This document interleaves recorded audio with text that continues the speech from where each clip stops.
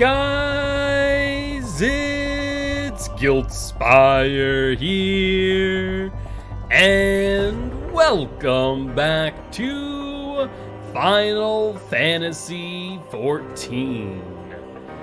Hope y'all are having an amazing Saturday afternoon. I know I am. With that being said, I believe we are right on the precipice of the end of A Realm Reborn, which I'm quite excited about. So let's see, quick arm, these are garbage for me. I mean, I guess I can probably get like spell speed for another class. I've actually been, I took some time yesterday and started leveling up my first healer build actually. I decided to go healer for some reason instead of for DPS. At least it's cash from vendor/market boards. True. That's not a bad idea. Thank you. I would hope so, but it's steep. Alright, let's accept. Ere you commit yourself to the siege, you should know what it is you are tasked with defending. Beyond the gates of judgment lie the steps of fate, a great bridge of stone that leads directly to the city of Ishgard. More than simply a means to cross the Sea of Clouds, the bridge serves as a foundation for the arcane wards that form the barrier we call Danifen's Collar. Alas, it is in dispelling the barrier the barrier's outermost layer that thrice-damned witch Iceheart stripped the bridge of its protection, and thus are the dragons now able to land unhindered upon the steps of fate. Should the Javanians succeed in destroying the remainder of the wards, the winged devils will be free to swarm within the city itself. Needless to say, we cannot suffer that to happen. It shall be our task as defenders to prevent any harm from coming to those parts of the bridge wherein the wards are sealed. All now rests on us, adventurer. Lead your comrades out onto the steps of fate and prepare to meet the horde. May the fury guide your blades. And I feel like with those helmets, their peripheral vision sucks. Like, you got no real great way to look outside of those, do you? Alright. Let's see, Steps of Fate. Or Faith, rather. Let's join, and let's wait and see how long it shall take. It is an 8-man. Never thought about that. I mean, just like traditional knight helmets, just like suck for peripheral vision. I mean, they'd be better off like having a full like gap in the armor, probably all the way to like their temples, more or less.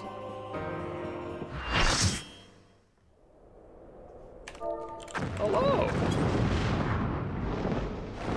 That's a dragon. That's a dragon right there.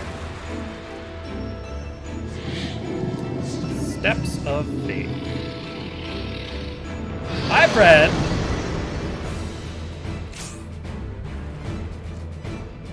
All right, let's see. Looks like the other tank is going to take aggro.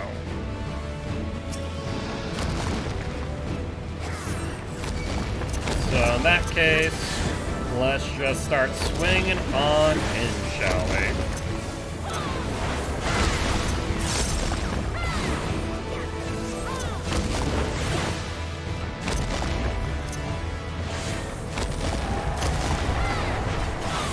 I have no idea what we're supposed to be doing, to be honest, outside. It's the only time they've done this type of boss. It's been nerfed since. Ooh.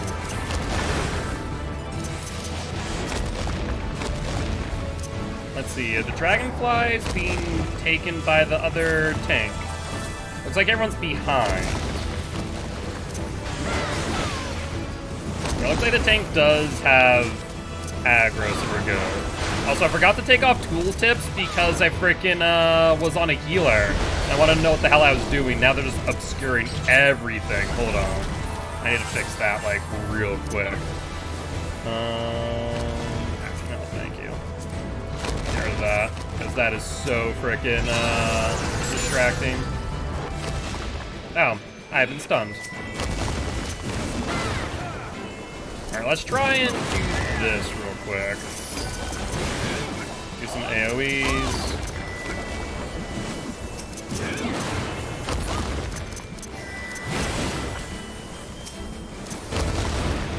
Yeah, this seems very odd. It's a very clunky encounter, to be honest with you.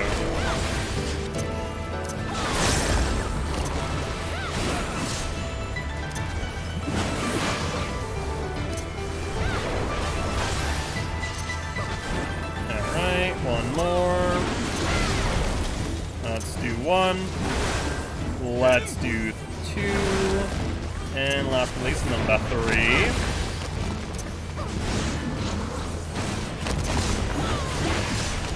Like, I don't know what we're technically supposed to be doing here, other than just wailing on the boss, for lack of better terms.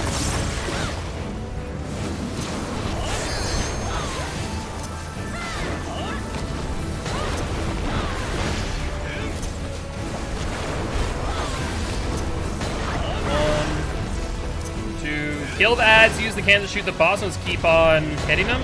Cannons. There are cannons. I feel like no one has realized that there are cannons. Yeah, I feel like everyone's not been on the cannons at all.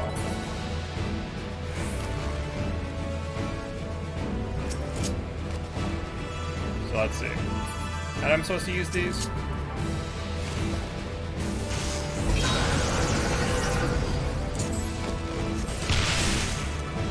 I see that the ad is also over here. And nerfing made it easier? Gotcha.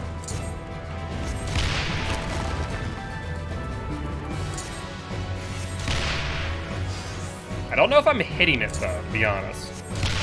I guess I am.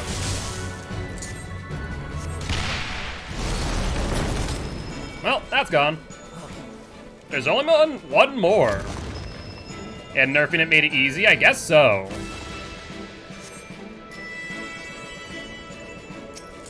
Because no one's really doing what they need to do.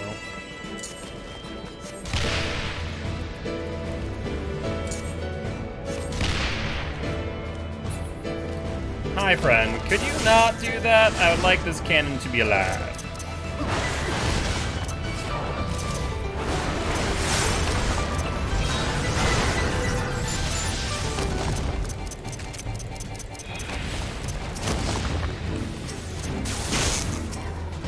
That doesn't bode well.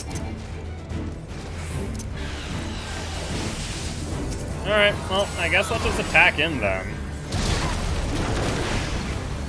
Because I don't think there's any more cannons remaining is the problem.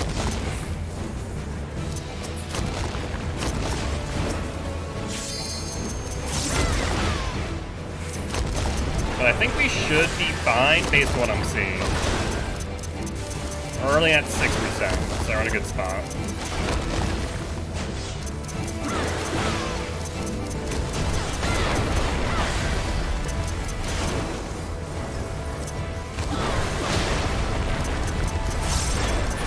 Cool. There's a tower with a gun that you shoot at it too, but you have to wait for the proper moment, which can be tricky, and that's usually a DPS thing. Yeah, it just felt like everyone just wailing at its legs, which, I mean, worked out, mind you. Thank you for playing. But yeah, I feel like we probably could have done that a bit quicker if we're actually on cannons. Had our 1 DPS on cannon, then, had our DPSs on cannon, healers healing the tank, then me taking the ads. Probably could have been done a little bit more coordinated, but c'est la vie. God dang it, Discord, every frickin' time. What is streamer mode at this point? The dragons, they're drawing, victory is ours! I would not say so... say that so quickly, friend.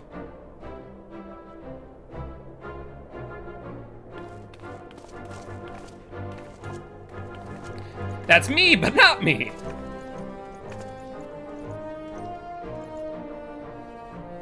There's the Dragoon, friend. One of Nidhogg's greatest champions slain. The Horde will not soon recover from this blow.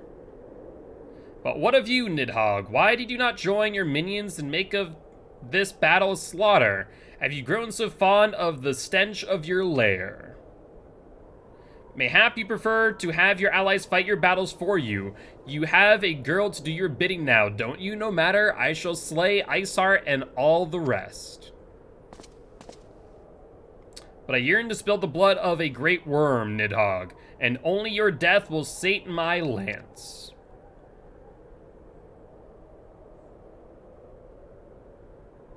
And just Superman's away!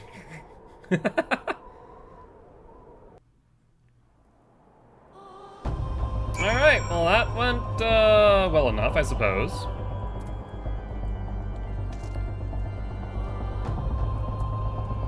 Hi, Alfie. Hey, what's up, Thrasher? How you doing, bud? Rose, the dragons are routed. Lest you wonder, the fighting at the Steel Vigil was also fierce, but my crystal braids were not found wanting.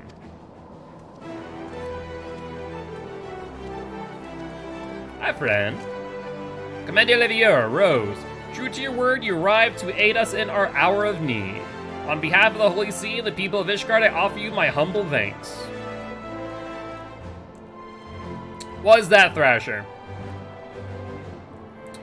Though I would stay and lavish you with the well-deserved praise, I fear I must away to oversee the aftermath of the siege. Not all the dragons are fled, and there are yet wounded to be carried from the field. Pray let us meet upon anon, that I might express my thanks with the proper courtesy.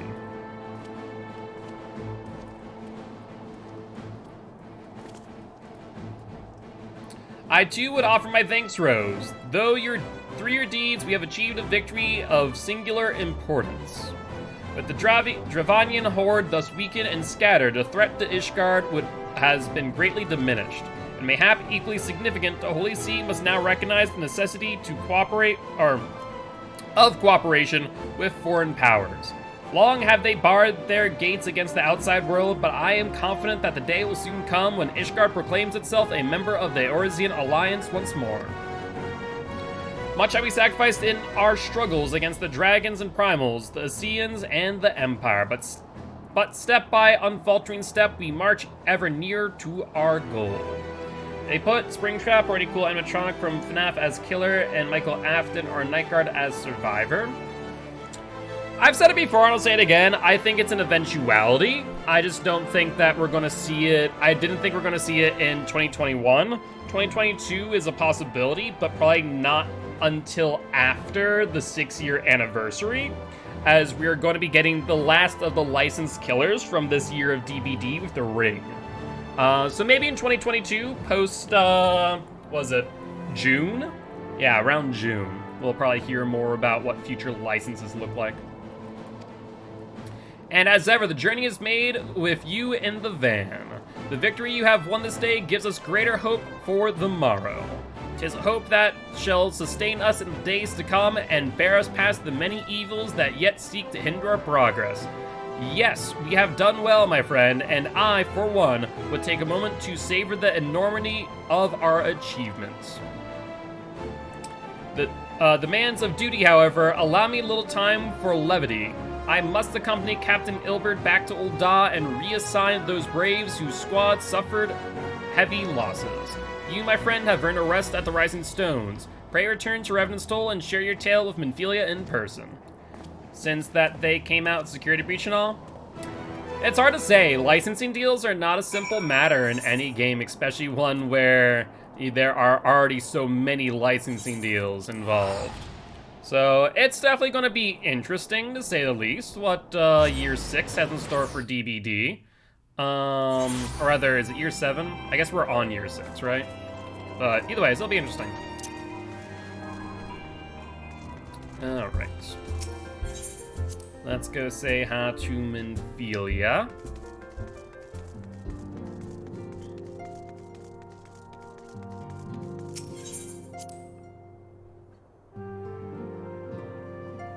Oh, Minfilia! I'm back. And not dead! Rose, welcome back! Alphino sent word of the siege and, of course, of the role you played in ending it. Your deeds never cease to amaze me, Rose. Thank you. I guess let's go with skill speed. That seems to be a little bit more in want at times. You must be Bree Rose, and now you may very well be our only chance to... Manphilia. Hi, Tataru. A messenger from Ul'dah arrived with a missive for you. Uh-oh. The Royal Seal, curious indeed. Feel like this is nothing but bad news. Ah, an invitation. On behalf of the Council of the Eorzean Alliance, Her Royal Majesty Nanamo Ul-Namo invites the Scions of the Seventh Dawn to attend a feast at the Royal Palace of Ul'dah in order of Ishgard's recent victory. Okay. It seems we are to be recognized for our part in lifting the siege. You for your valiant efforts as commander of the adventurers contingent, and the Archons for their earnest attempts to rouse the city-states. Truly, I find it strange that the Alliance leaders should think themselves deserving of a place at such a celebration. I mean, agreed, but it is what it is. All three refused to deploy their standing armies, preferring to send hastily assembled companies of sellswords, many of whom perished ere the siege began. Are they truly so brazen as to seek to share in the glory of your triumph? Honestly, better to do that than to spit in their face. But mayhap they simply seek a pretext to meet with the Ishgardians while the mood is yet jubilant. Such an occasion would present a fine opportunity to press for Ishgard's return to the Eorzean Alliance. We have scarce had time to mourn Moonbrida, and I, for one, am in no mood to carouse? But I suppose we must put away our grief for the good of the realm. Though we were promised rest, I fear I must insist that you also attend. It would be a strange celebration indeed if the victorious hero were not present. Pray content yourself with the thought that such occasions may bring about momentous change, and this without recourse to bloodshed. Tataru, if you would do me a favor of contacting the rest of the Scions. Of course, Manphilia. And please let me know if there's anything else I can do. Tataru seems a bit downtrodden.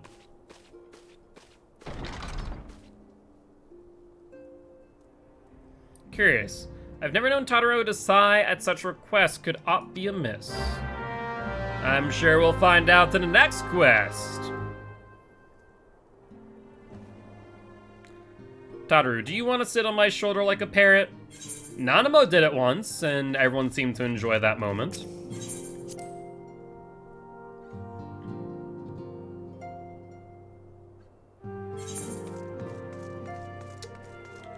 Where's Tataru? Normally she's like right here. Always. Where's she now?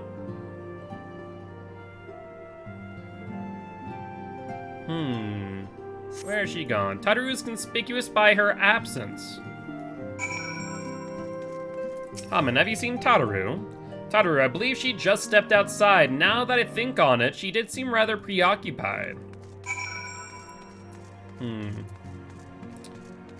Maybe she still has a lot on her mind, given the circumstances of things. Would make sense. Tataru. I see Tataru.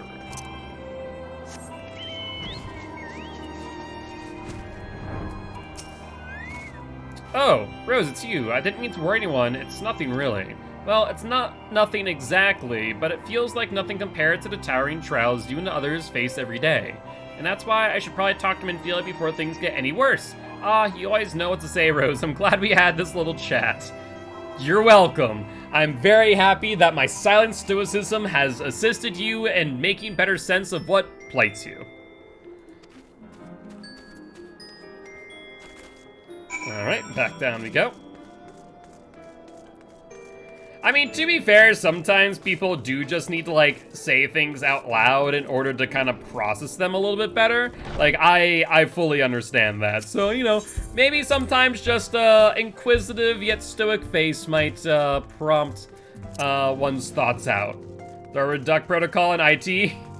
Yes, you are not wrong. You are not wrong. That is a thing.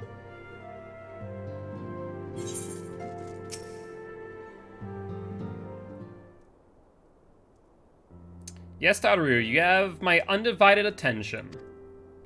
I've been hesitant to broach the subject, what with all the recent excitement, but Rose made me realize that there's no time like the present, and time is what I'm here to ask you for. I'm not sure I understand. If you wish to be excused from your duties for a time, then you have certainly earned the rest. But I suspect that lying abed is far from your intent. You know me too well, Minfilia. There is, in fact, something that I've been wanting to try my hand at. Along with the adventurers in the Crystal Brave, the Scions are consistently being thrown into a dangerous battle and deadly predicaments. Even Hori Boulder and Ori Boulder and Kultent have been prompted from guard duty to fill our need for competent warriors.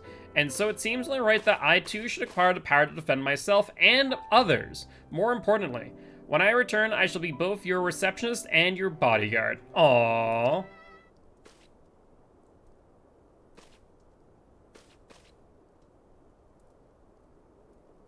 What is with that look, Tadaru?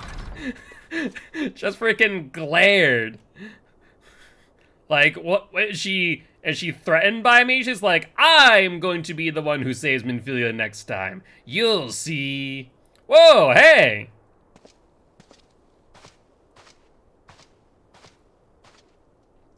That's the first time I've almost been knocked to the ground by a Lalafell. I've never seen Miss Tadaru so determined. Has aught befell with which I might help Minfilia? Not at present, thank you. Was there something you would ask of me? Oh yes, pray excuse my distraction. An adventurer who was to join us for escort duty was injured while on patrol, and I fear we cannot properly defend the scholars entrusted to our protection without the aid of at least one more guard. Ah yes, that's why you stepped into office as Rose is here, you know, to make this request. I'm sure I'll help you out. Therefore, I humbly request that another adventurer of capable kind, of course, be assigned to our party. Very well, she can consider the potential candidates and provide you with a replacement as soon as I'm able. My thanks, Minfilia. I take my leave of you. Rose, would you mind helping? Let's see. It seems like too much of a layup for it not to happen as soon as I click on Minfilia again. Oh, there...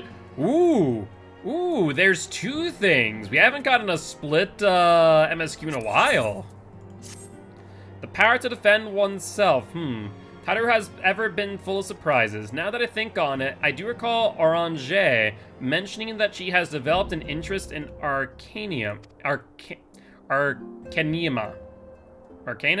I don't know. Mayhaps she hopes to gain admittance to the Arcanist Guild in Limsa Lominsa. Yes, that will be the way of it. Would you be so kind as to journey to the guild and see that all is well? It is doubtless unwarranted, but surely I'm not alone in my concern for her safety. I wonder, but do you perchance recall the commitment I made to furnish Ori Boulder with a capable adventurer? Well, I'm sorry to say that I have as yet been able to do so. Now I realize that you are rather more than a capable adventurer, and that escort duty is frankly beneath a woman of your talents. But I have no one else to turn to at present. Might you be willing to forgo rest and assist us in this matter? Yup. Generous to a fault, I thank you, Rose. Now, it seems only fair that I explain the import of the task in question. For some time, our order has employed a handful of scholars to travel around Eorzea, taking etheric readings that we might better understand the impact of primal summonings. Naturally, it behooves us to ensure our employees' safety, so we ask the adventurers in our service to serve as escorts. Ori Boulder and Kultent were to act as two such escorts, as was a third adventurer. Alas, due to injury, said adventurer is not presently fit for duty, hence my need to impose upon your goodwill. You truly are pillar strength, Rose. Ori Boulder will share with you the details of your task. He should be waiting for you outside. Be safe. Alright, well, let's do this first since it's right here. Excuse me. Hi, friend.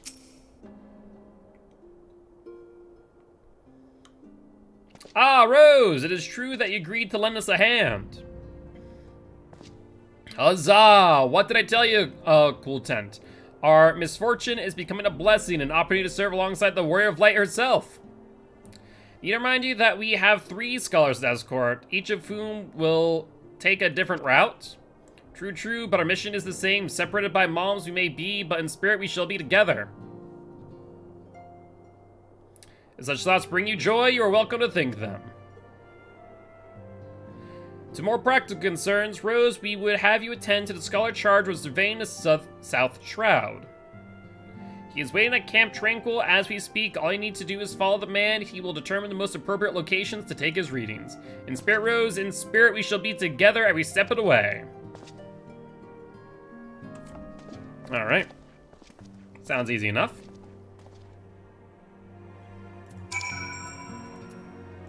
I say that then, you know, this skull is going to want to go into the most dangerous places. Like, ah yes, let's go into this cave where 5 sleeping bears are, so I can take etheric readings. Unsettled scholar. At last, the Science Woman deigns to grace me with her presence. A pity that we have no time for pleasantries. Our first destination is Isom Har. Come, we are late enough as it is. Ain't you impatient, friend?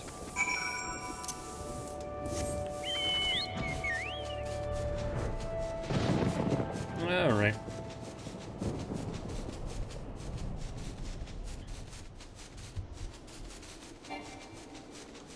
Hey, hold on one second. I feel like you mentioned something about the sky becoming like this. When it was thundering. Didn't you mention something about, that's just thunder? Oh, okay. What does it look like when it's, the Dark Blade?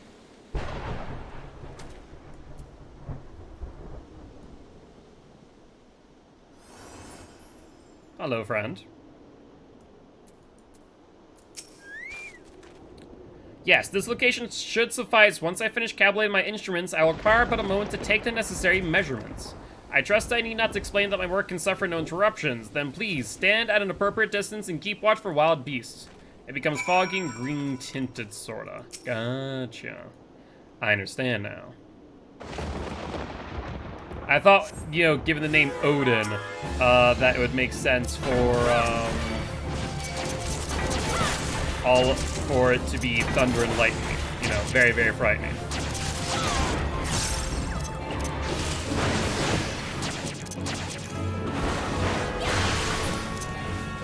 That's one. Is a 2.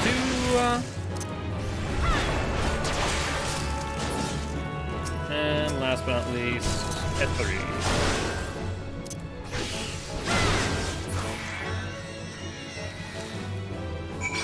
Alright, no interruptions had. I see we have both completed our respective tasks with satisfactory outcome, though if I could make one suggestion, you might try to dispatch your foes more quietly in future. I don't like to pick fault, but I really must be allowed to concentrate. You know, I could probably let you better concentrate down in the hole. I could assist you with that. You know, the landing might be a bit tough, but I could do that instead. Now then, Snake Molt awaits us, shall we? Based Odin is more, I will one-shot your face because Ramu and a few other lightning-based creatures exist. Fair.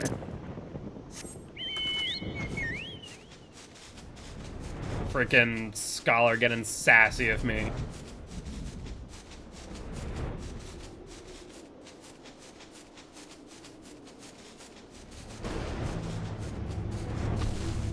Alright, where are you, friend?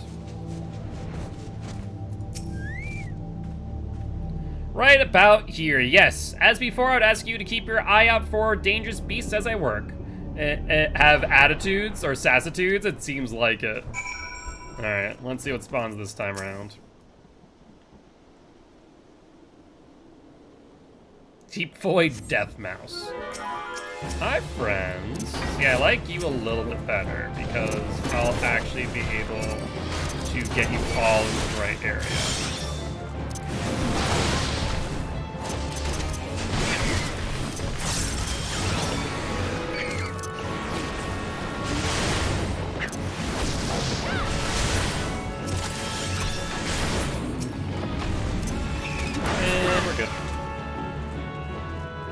you have to say this time?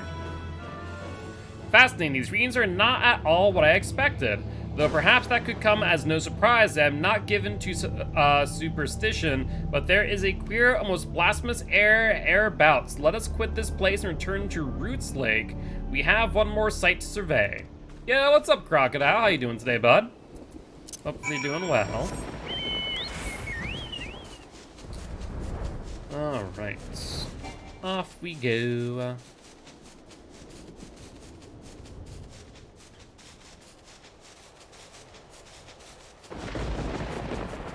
Yeah, I do like the weather changes in this game. It's a very cool little touch. By the day, woke up at noon, so I was expecting a great start. You know, sometimes we do need a bit of a rest nonetheless. So where's friend? There's friend. Hopefully tomorrow can be better. As before, my guardian, pray leave me to the task and ensure our safety. Sleep debt is a thing. To some degree, yes. Some studies have been done to where it's not as extreme as made out to be, but it is, like I said, it is a thing to a degree, yes. Hi, friends.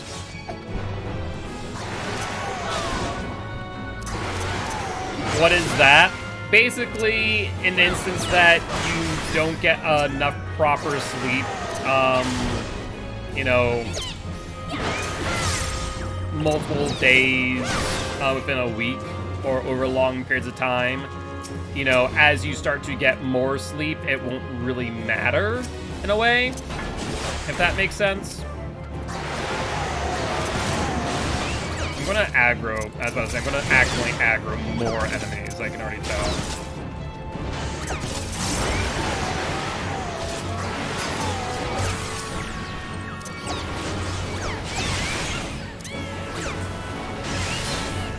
There's actually studies on it that it does affect. It does affect to some degree due to sleeping patterns, production of melatonin, and so on. So there actually have been scientific studies on how that works. Though some, you know, headlines of, you know, news sites or blog sites like to overstate its significance, which tends to happen with scientific studies or medical studies or psychological studies. They kind of just grab whatever research is new and like, not sleeping X, Y, and Z can result in X, Y, and Z, and kind of conflate what actually is being demonstrated in the study itself. So, like, it is a thing. Not getting proper sleep for extended periods of time can lead to adverse health, or, you know, adverse side effects or health anomalies or diseases even in some extreme circumstances. But an instance of sleep debt specifically, the side effects are a bit overstated. This data should prove invaluable to... Ye gods! What is that stench? Did you slaughter a creep of adamantoids while my back was turned? Quickly now, to Camp Tranquil, I will not have my clothing reek of blood and offal. But yeah, overall, sleep is a very important thing. But as long as you're getting, you know, a minimum of 6 hours a day, you should be in a pretty good spot. 6 hours is like the bare minimum for humans. It's stupid and weird. More like the human body's a very complex machine that we just don't fully think about. I mean, I did go to bed at 2 a.m., so I'm not exactly surprised. I mean, yeah, if you went to bed at 2 a.m., here's how I always look at it. I follow what's known as the 16-hour rule. At least I call it that. Or basically, you always want to get a minimum of 6 hours. Some people do require upwards of 8 to 9, depending. Age does impact that requirement. But realistically speaking, you want to make sure you're up for at least 16 hours or plan to be up for 16 hours before you then go to bed, because your body's going to naturally wind down after a period of time. So if you wake up at 12, more likely not, you're probably not going to feel all too tired until 4. So what you might need to do today in order to wake up earlier tomorrow, or rather Monday, would be that you might have to cut the amount of sleep you get a bit short. So if you go to bed at 4, you might have to wake up at 10, just so that the next day on Monday you can wake up at 8. So you usually can cut down on 2 hours to try and write your sleep schedule that way, but it just means that you get less sleep to write said sleep schedule. There's some interesting tactics that you can do with like sleep and ensuring that your sleep schedule doesn't go too haywire. You chose to paddle in the Ichor a while longer, I take it. No matter, I took advantage of my unexpected privacy and performed a cursory analysis of my data. It would appear that there have been a measurable decrease in Eorzea's ambient aether concentration since the calamity. However, this data is far from conclusive. We must take additional measurements to confirm my assessment. Oh, this is a continuing questline. Interesting. For our next survey, I would have you escort me to Earth's Fount. The ambient aether concentrations there are so high that crystalline structures form spontaneously. Consequently, anomalous fluctuations should be much easier to detect. Brilliant. Yes, no, don't bother answering. That was rhetorical. Now come along. Alright then. I thought it was going to be like a one and done questline, but apparently not. We're continuing. I wonder to what end.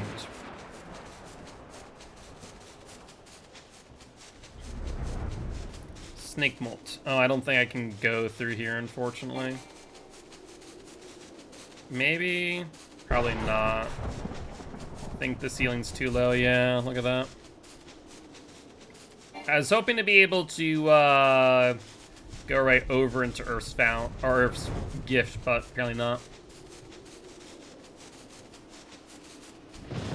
I can still cut off a decent area.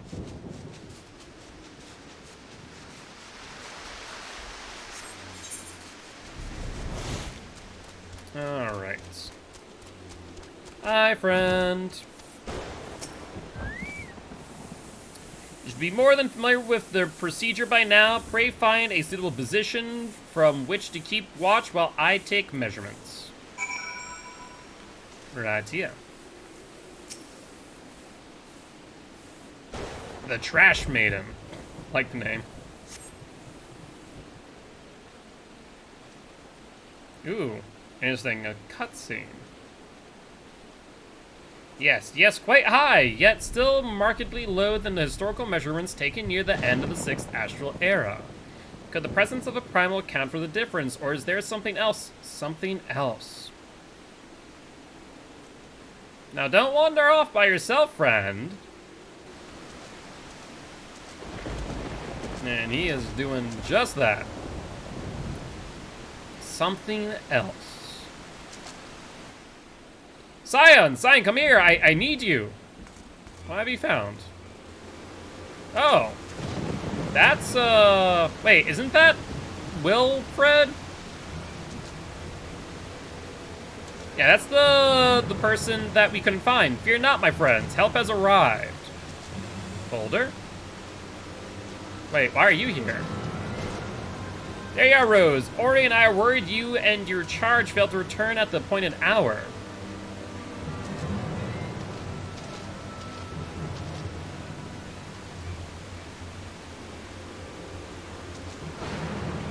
Got it like a hog, but not by one. No, these wounds were made with a blade. Doesn't look like he put up much of a fight either. Nary a mark on his sword or his shield, suggesting it's someone he knew. Hey, what's up, Queen? Hopefully Koala. How you doing today? I am Mark, aka Giltspire. I'm normally an educational Dead by Daylight player, here to teach guys how to play Killer and survivors how to play against Killer. However, on our variety days, which are normally Wednesdays, but today is a special day, we are playing some Final Fantasy XIV, and we are on the cusp of the end of a Realm Reborn. So very happy to have you here. How's your day been? Hopefully well. I've heard nothing of any Crystal Brave operations in this area. What cause had Wilred to come here, not Wilfred? Well, what should we do? You'll see that the Scholar's protection rose. And the boy's remains. You should return to Brightonstone. Manphilia will want to know what happened here. Okay. And so do I. So I think we're now going to be tying up the loose end that is Ilberd. And that entire conspiracy. Alright, so before we go back to Minfield, let's go talk to Tataru. Because she's over in Lim, so we can probably get both quest lines done. Okay, where is she? Right over this way. You have a story? And what story is that, Frost? What interesting tales do you have to tell us today?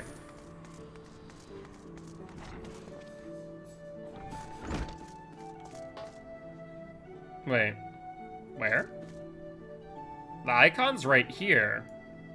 Oh, it's down below. I see. So finally got Chase and DVDs today and then got Bubba face camped? I mean, at least you got your wish. You said you wanted to be Chase. You didn't say what else.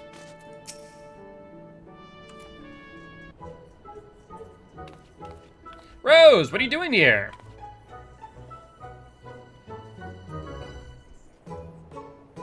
I didn't mean for her to worry. That's the last thing I wanted.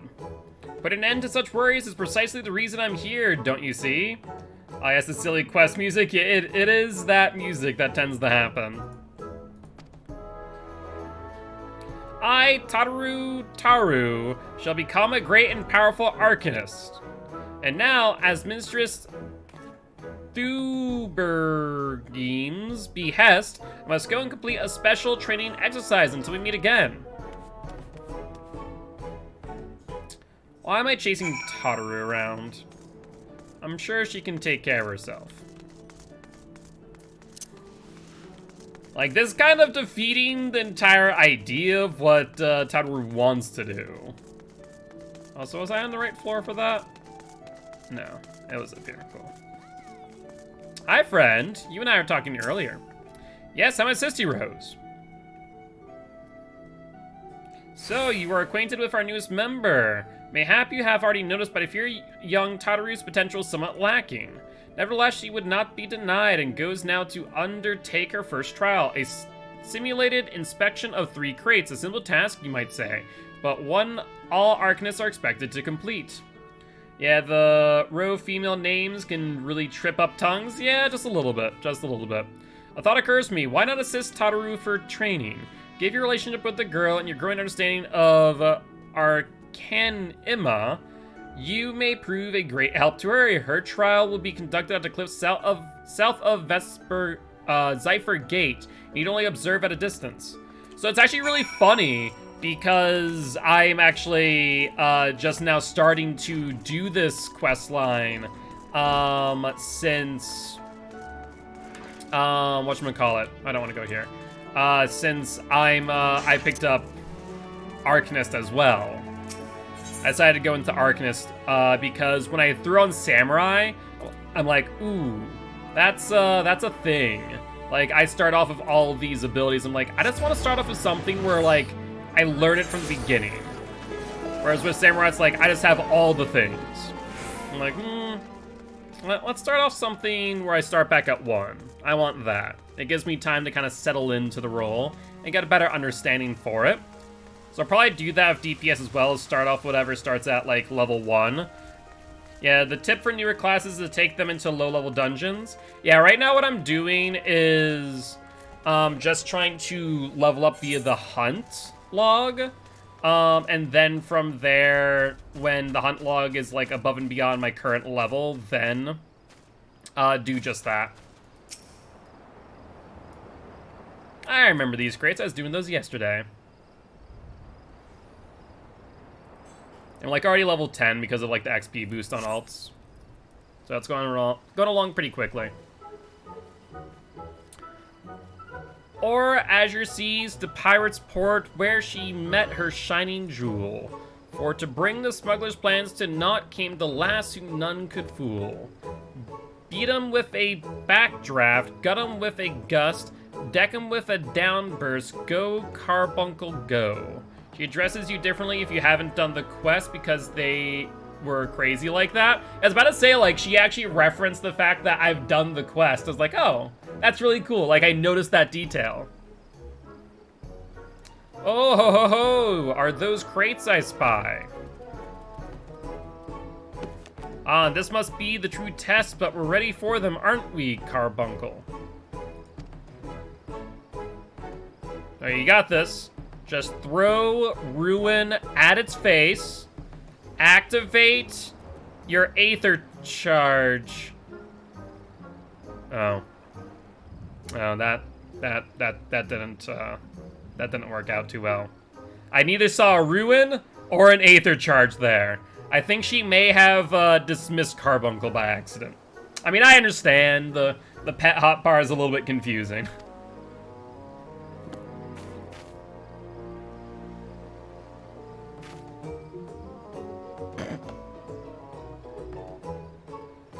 Yep. Goodbye!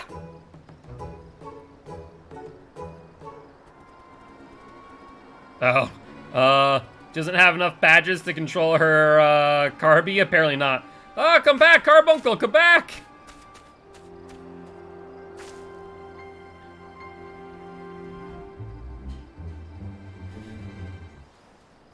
Alright, then. Well, I guess we all start somewhere. A lost lamb, i.e. Tataru. Hi, Tataru. I should have known you'd come, Rose. You needn't say a word, your faces at all. I know you bore witness to my shame. Betrayed by my own Carbuncle, and left at the mercy of wild beasts. I must accept the truth. I've never been a warrior like you or the others. I'll inform Mistress Thubergeme of my intention to withdraw from the guild Arcanima. Like so much else, it is beyond me. I wouldn't say it's beyond you, it just takes practice. Oh, poor Tataru.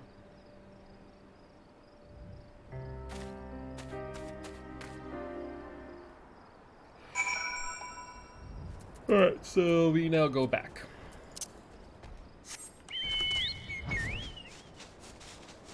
But yeah, no, like, I've already gotten, like... The funny thing is, I've already gotten my, like, damage rotation in with Arcanist right now. And now I just need to eventually learn how to heal people. That's been the funny thing is, like, I haven't been healing anyone as a healer. I was like, ah, yes, Ruin, Aether Charge, Energy Drain, Burst Damage. Like, okay, I feel like I'm a bit more of a DPS right now. Yeah, I'm gonna choose Scholar. I decided to do that because it also levels up Summoner, right? If I'm not mistaken.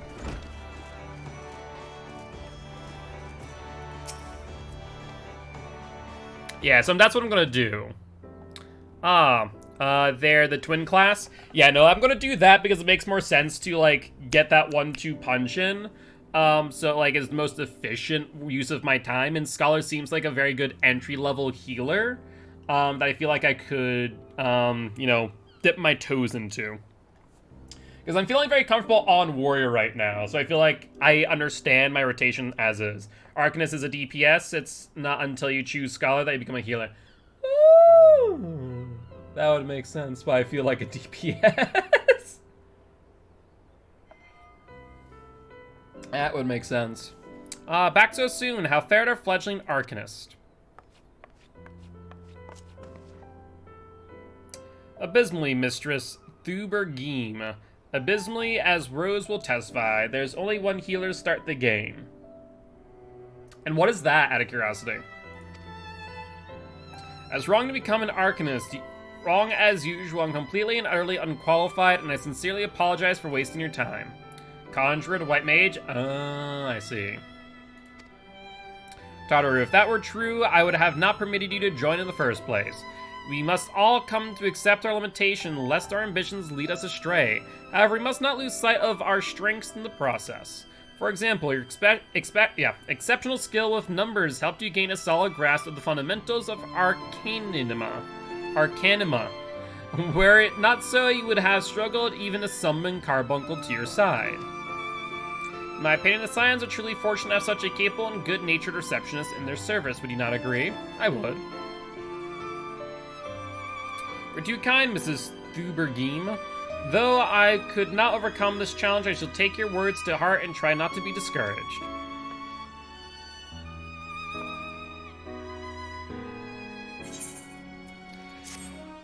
To be fair, freaking Carbuncle doesn't do much at the very beginning. As fetching as these garments are, I feel I should never don them again. But I can't go back to the Rising Stone without something to show from my time away. Wait, I know what I can do. That is, if you don't mind accompanying me for a little longer. Wonderful. Then to Costa del Sol we will go. It's a bit of a gamble, but I'm confident it will pay off. Is she going to become a warrior? Tataru, are you going to become a warrior? Is that why we're going to Costa del Sol?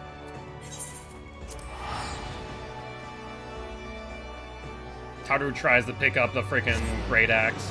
Carby is just a conduction for other summons at this point. That's fair. That makes sense. Like, unless... I guess I'm, like, when you're doing Aether Charge into, like, Ruby Carbuncle. Like, that's not bad. Also, I've already... I'm thankful that I have experience with other MMOs, because I've already learned how to slide cast in the game, which I'm very happy about. Which, funny enough, you know what helped me learn how to slide cast? Was Chocobo summons. Like, I didn't think about that until I was doing it, but Chocobo summoning helped me learn how to slide cast. They did a massive overhaul of Summoner and Endwalker, so Carbuncle is basically rendered useless. Wah, wah. That's unfortunate. Go Chocobo? Literally, because I'm like, oh, I can start moving before 0, like, during the end of the animation? Okay, that's awesome. And then when I learned about slide casting, I'm like, oh, cool, I can slide cast using that same idea. So now I know how to slide cast. Which apparently is, from what I'm understanding, a bit more like of an advanced thing that you want to do. It's to compensate for server tick. Gotcha. But yeah, from what I understand, it's like something that you do want to learn how to do. And it definitely, like, I feel like I still need to work on the window a little bit. Because with Chocobo, I usually can get it pretty on point. But sometimes I do it just a hair too early, case in point.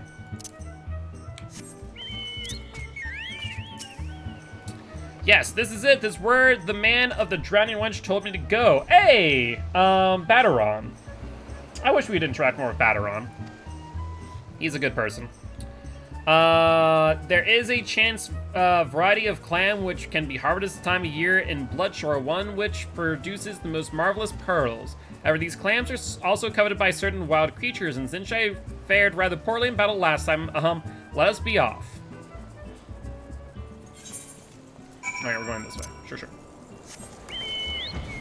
But yeah, so I'm happy that I'm able to, like, got into something with a casting ability and can already do slide casting, because it's helped me already in battle where things are like aggroed on me and thus I need to move out of an AoE. I'm like, okay, I can slide cast this, or okay, I can't slide cast this, I need to just dip and interrupt. Well, fortunately, I've already found one. Would you be so kind as to keep watch while I work? Should only take a moment. Oh, I need to go over here.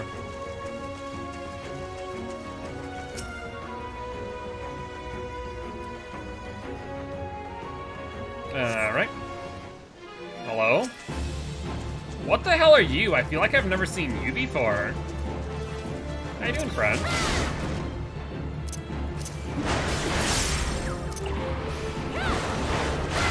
No, I think not. Oh, you're stun resistant. Would you look at that?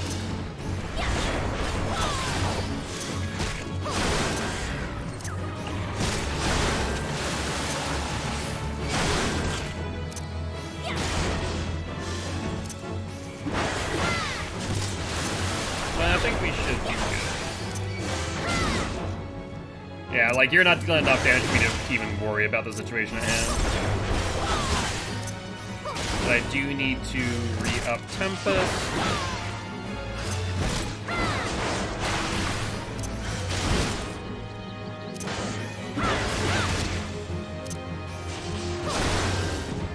Due to the way Scholar and Summoner share a base, the team is very limited in what they can do to overhaul the class.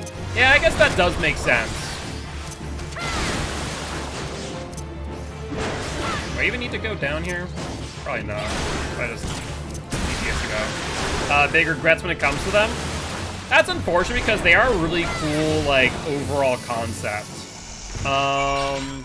But maybe they might think of something eventually to overhaul them. So far, I've been having fun with Arcanist. And I'll work my way up to, like, another healer at some point after I do, Scholar. Well fought, Rose. Well fought. I knew it was right to ask you to come. As for me, I have my prize, a bounty of blood pearls. So named for their reddish hue, they were treasured as wards against dark magics in ancient times. I thought I might make charms for everyone, so that no matter where they go, they'll always come home. Oh, Tataru. It's sort of the power to defend myself.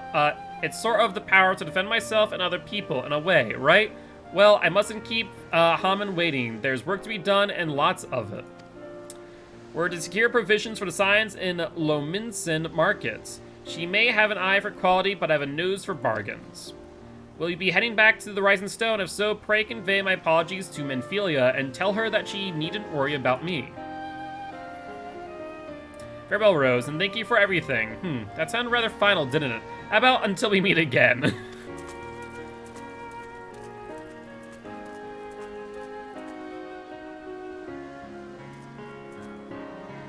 Bye!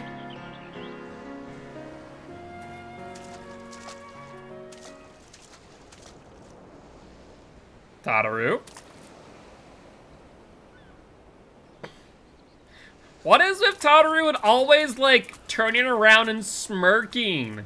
Like she's plotting something. The freaking Jar Jar Binks of Final Fantasy.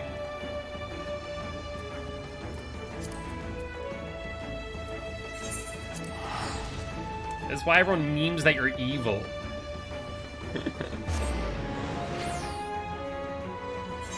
Alright.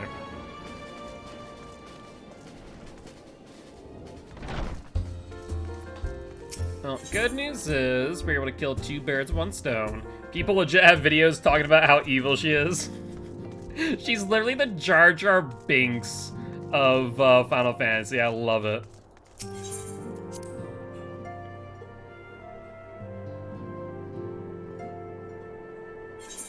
Hi, Menphilia. Welcome home, Rose. I gather you found Tataru Ilimsa Lominsa.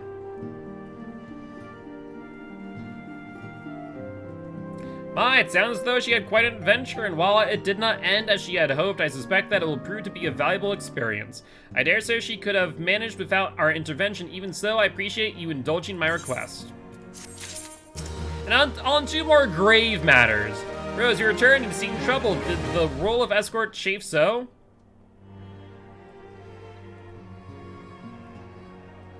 Wildred dead? Mayhap murdered? By the 12, how can that be? I'll send word to Alphino at once. He will want to conduct a full investigation, said word to Wildred's family. Gods, he was just a boy. Who would do this and why? I have a suspect. Durability Draught. Reduces durability and Spirit Bond gain. Let's do Spirit Bond.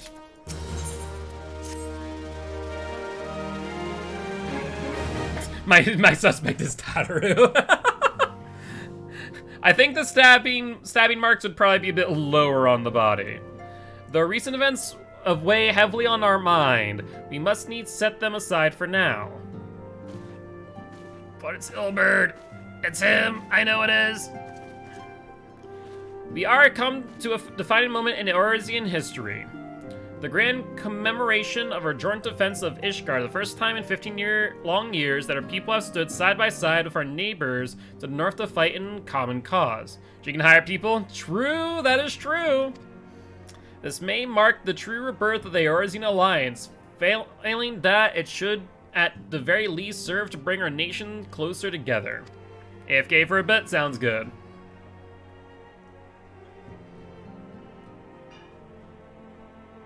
We have every necessary reason to raise our voices in celebration, do we not? We have bested Travanians and Assyrians both against desperate odds. We have fought and won. While the prowls still plague us and the Empire still plots our subjugation, and our triumphs, remarkable though they are, were brought at a terrible price. Brave adventurers and allies broken on the steps of faith, and before our eyes in this very room our dear friend Moonbrita. This is the victory we have wrought, and it is as bitter ashes in my mouth. Oh. I'd sooner stay here and invite those with more appetite to join the feast in my stead. Alas, it is a royal banquet, and all of our allies will be in attendance. It is our duty to present a united front that we might serve as a beacon of hope to all.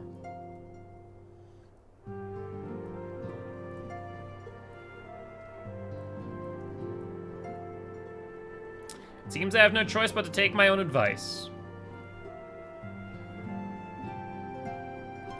I instructed the others to meet us in Ul'dah, that we might make our grand entrance together. Unfortunately, I had to settle for leaving Tataru and Haman a note. If they do not return quickly, they'll have to settle for whatever leftovers I can smuggle out of the fragrant chamber.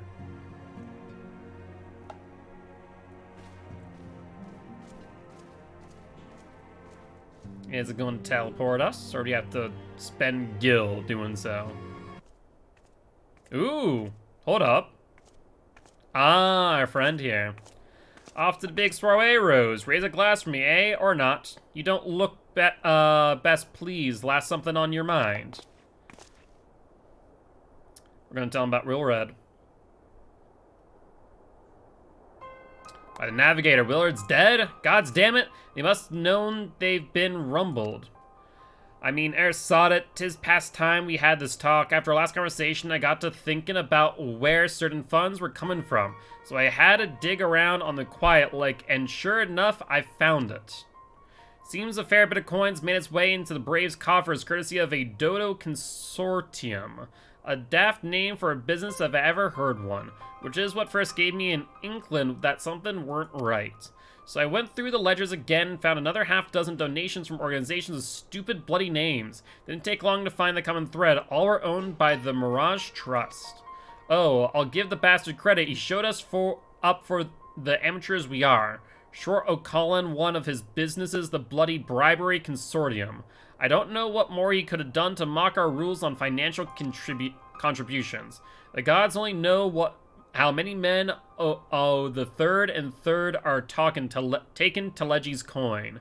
But now we know as some of them are. I'd wager my right eye they're the ones what did for Wilred. The earnest young fool had taken to asking the wrong kind of questions, bound to attract attention he was. Should have seen it at the time, but I didn't, gods damn me. Still, I don't see what Telegi hopes to accomplish. He hid his scheme with all the care of a drunk pissing into the wind. To discredit the Braves, maybe. No, he's cleverer than this. Or cleverer than this. So we need to be clever too. That's the only way we'll ever repay this debt of blood. We'll purge every one of them, traitors bastards, from our ranks. On that, you have my word. So, Telegi at Alegi. Ah, Rose, mind yourself when you're in Ul'dah, eh? We're headed into a storm, I can smell it. The smell what'll be swept a man overboard and drag him under, for he knows it. Yeah, this ain't surprising, and I can already tell who's at the tip of the spear. Alright. So let's go to Ul'dah, shall we? And see what happens at this royal banquet. Uldah's been simmering for a while, and I feel like it's about ready to boil over.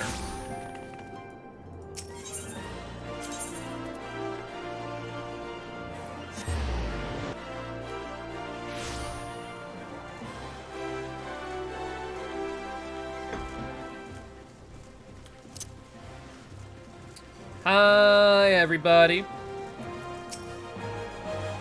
We have been waiting for you, Rose. The celebration is due to begin shortly. I'd hoped that we might make our introductions together, but Mistress Momodi just sent word that we are needed at the quicksand. Interesting. We'll go on ahead. We will go on ahead, Rose. Pray join us once the matters quicksands are resolved. What would Momodi have asked of us? Interesting. Thancred? Give my regards to Momodi and let her know that I will call upon her anon. Okay.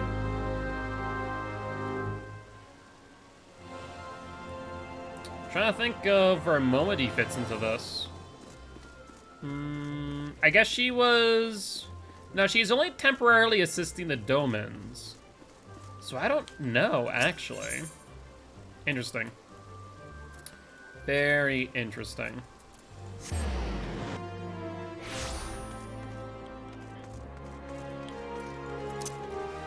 Well, I mean, it's always nice to see Momodi, though I do question as to what we're doing now.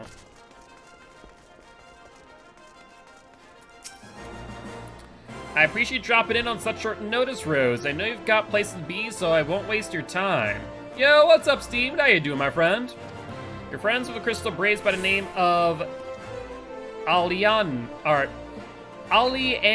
you? Former adventurer, come to think of it, I'm pretty sure you recruited her yourself.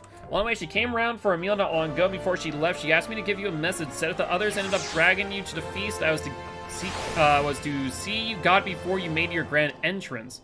Meet me at a station west of the Coffer and Coin. There's someone I must show you. A short message I'll grant you, but she thought long and hard before picking those words. Barely touched her food, too. Under other circumstances, I'd have thought more those signs of a troubled heart, but someone tells me she ain't planned to ask your thoughts on a gentleman caller. Could be better. Just learned yesterday my friend has the Omicron variant of COVID. I'm sorry to hear that. I hope that your friend has a speedy recovery and that's not all too severe. If they had gotten their vaccination boosters, it's shown that it's less severe in comparison to what it could be. Granted, that is also dependent on viral load and other factors to be considered. So, fingers crossed, and I hope that they recover quickly. Yeah, they didn't get the vaccine. Yeah, that's a bit more troubling, I will say. What this? A bottle. Not sure if that's always there. Also, this was the place where that person was sharpshooted at. You stand upon the platform, your thoughts begin to wander, and all too soon the ghosts of comrades lost, enemies slain, begin to file by your mind's eye in solemn procession. Clearing ahead, you scan the horizon, but see no sign of Ali-Ann. Huh.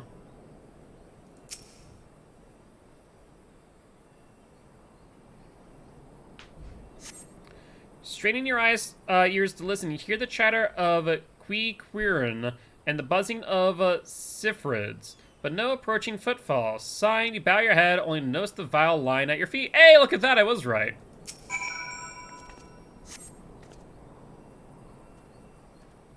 What this?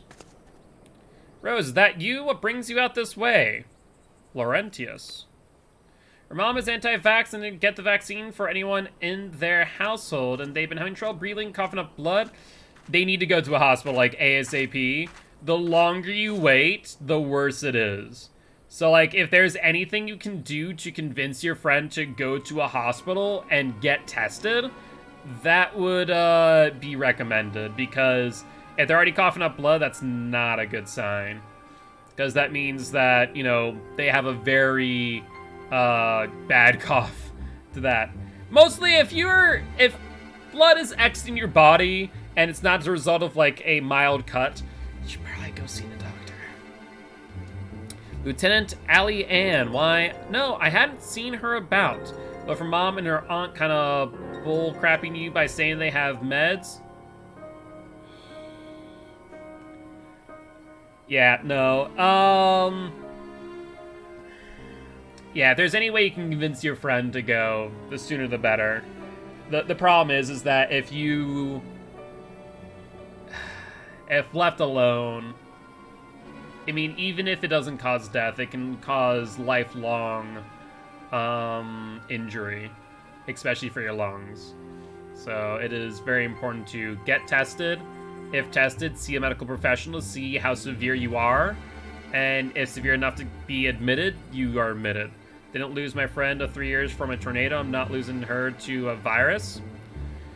I'll be honest with you, the tornado's probably less scary in this regard in comparison. So, yeah. I mean, if you need to drive her there yourself, I would say probably better do that than to let things stay as they are.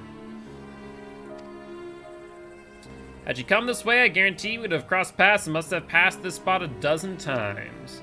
We're to patrol the cities and environs on account of the royal banquet captain's orders, you understand? Speaking of which, isn't it about to begin? You should be with the other honored guests enjoying your well-deserved respite. I pray return to Uldaros. If I chance to meet the lieutenant, I'll tell her you were here. I don't trust you, Laurentius. I turn to a big oof. Here's open, yeah. From California, she's all the way in Arkansas and can't afford a trip there, especially due to the Omicron variant. That's fair. The biggest thing then is just convince her that even if no one's willing to drive her, call for an ambulance, honestly. Because it's better to do that and have family pissed off on her than for her family to put her into an early grave. I hate to be blunt, but it's the truth.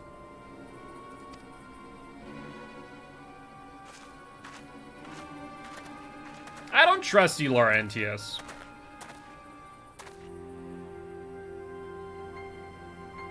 Yeah, for good reason. Rather throw a hatchet in your face than trust you.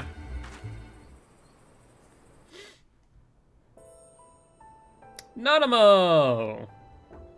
Are you gonna be assassinated at the royal banquet? Oh, Sultan Tree, hallowed spirit of my line. Through my weakness, the glorious house of Ul has all but disappeared beneath the sands. For want of the strength to raise it up again, it were better that it fall. Forgive me, but I know not what else to do. Oh, so she plans to make the announcement about Ul'dah becoming a republic/democracy at this banquet. Ooh.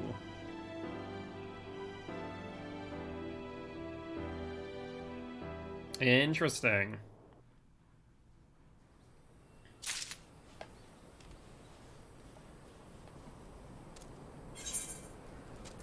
Laurentis, where are you? Can I throw a hatchet at you? I could probably do it from this far and rather accurately. Only take a moment. Just can't afford to lose a friend to anything, especially I've known them for 3 years. Oh no, I completely understand in that. If I was in your shoes, I would feel very similarly.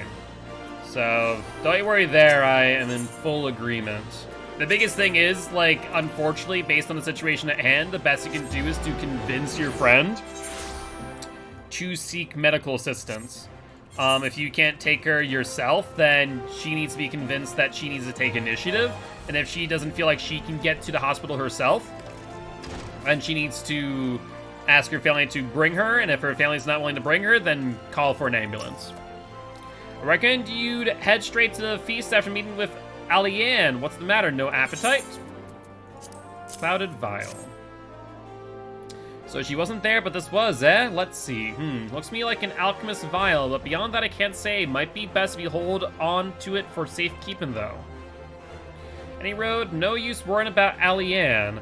I'm sure she'll turn up before too long, and when she does, we'll soon find out what this was all in aid of. Besides, you've got more important things to think about. Well, funny enough, we do actually have a... Let's see. What's it? Hug at Steamed. Boop. I know. Stuff like this is rough. I do not envy anyone put onto in these type of situations. Thankfully, my friends, my family have been all very careful, and Frank and I have had a few COVID scares because of his line of work. But thankfully been safe. If she can't call an ambulance herself, I'm calling the closest hospital near her to get her medical attention. Just make sure that she's okay with that, is the thing. The worst thing you'd want to do is to step on any toes by moving ahead without at least her permission. So I would say that much. Would you believe that while you were away, another message arrived for you? Well, one did. One delivered by the Sultana's handmaiden, no less. Seems her grace desires a private audience. Her handmaiden will meet you on the royal promenade and escort you to the Sultana's chamber. So what are you waiting for? Go on then, go! Huh. I feel like this might be a setup for a conspiracy. Imagine this. I go and meet with the Sultana. The Sultana dies of poisoning. And we have a vial in our possession that could be poison. I feel like this is a setup.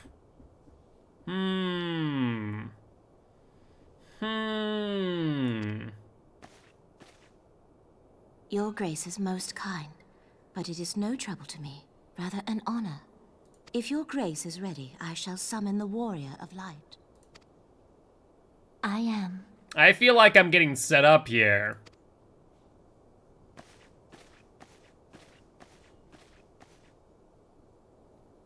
You should have friggin' tossed that bottle.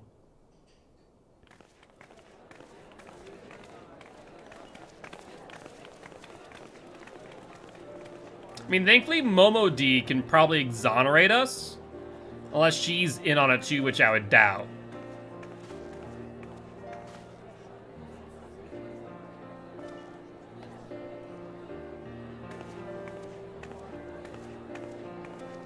Also, there's the question of motive. What motive would I have to poison Nanamo?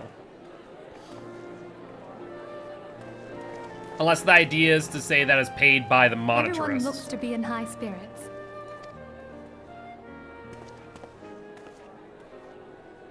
With good cause. A common victory may serve to unite even the most unlikely of allies. You've brought us one step closer to a united Eorzea. That would mean that Nanamo's handmaiden's also in on the conspiracy. Your modesty knows no bounds, antecedent.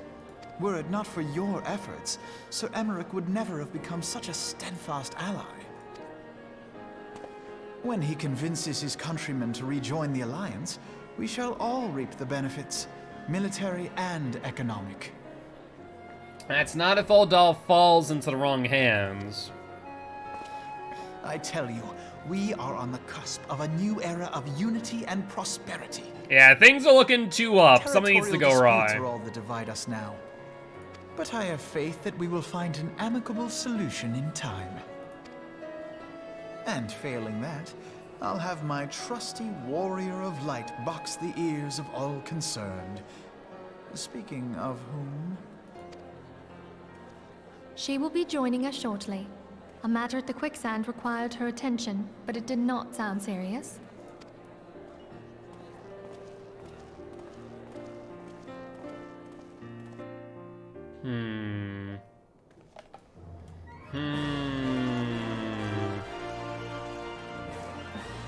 So here's gonna be my guess of what events are about to transpire. I'm calling it right now. We're going to go to the Royal Promenade. We're going to be met by Nanamo's handmaiden. At that point, we're going to be led into her chambers, only to find Nanamo dead. We're going to... or not dead, but talking, and then dead. The handmaiden will come back in, scream, "Oh my god! The Warrior Light has killed Nanamo!" I'm gonna have the vial in my possession, and that they're going to take as evidence of me killing Nanamo. This might seem all too far-fetched, but like the storylines are just seeming to come into together a little bit in that way. Thank you for coming, madam. Her Grace is most eager to speak with you. If you require a moment to compose yourself before your audience, you may have it. Or if you're ready, I would be honored to escort her to your Grace's chambers forthwith. Upon proceeding to the Sultan's Bedchamber, several cutscenes will play in sequence. It's recommended that you set aside sufficient time to view these scenes in their entirety. I want to see something real quick. Hold on. Can I do something stupid? No, there's just blood. I was hoping that, like, I could get rid of the vial. Imagine if I could do that. And just be like, you know what? I don't need this item in my inventory. Like, it changes the outcome. Yeah, no. Yeah. This is absolutely what's about to happen. I can tell. Too much foreshadowing. Just a little bit.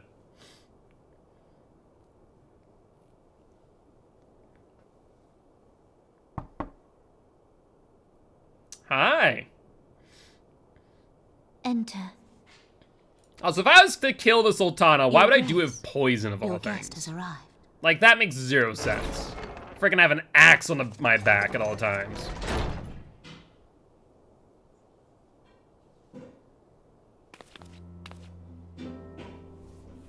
Hi, friend. Pray, come in and take your ease. Where's Raban been?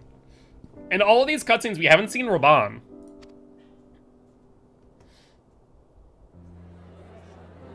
Oh, there he is. Never mind.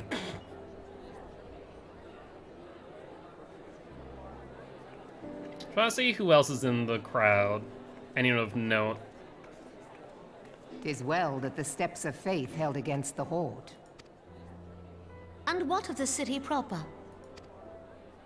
Also, where's We sustained Iceheart? some few losses, but the heart of our nation yet beats with vigor. I am not certain I could say the same had we not received your most generous aid. Yeah, actually, that raises an interesting question. What happened to Iceheart? Like, she was approaching the subsequent barriers, but was obviously nowhere during the fight. An attack on Ishgard is an attack on the realm. We stand together or fall divided.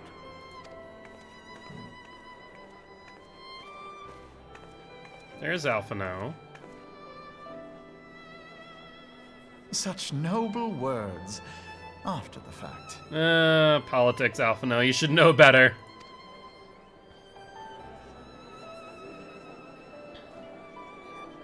I had hoped to speak in the presence of her grace, but it seems she has been delayed. That being the case, now would seem as good a time as any. Honored friends, pray allow me to convey Ishgard's warmest gratitude for your part in the defense of our lands.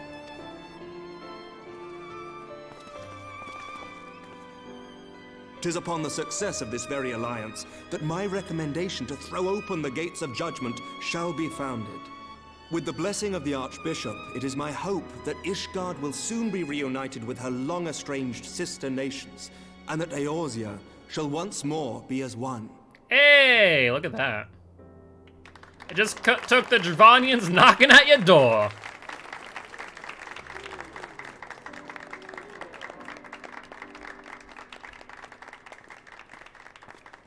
Alphino, you should be happy about this.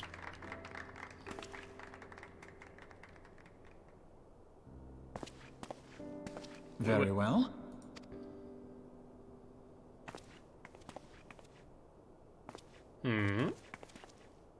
Is aught amiss? Nothing to worry about. I shall return anon. Interesting.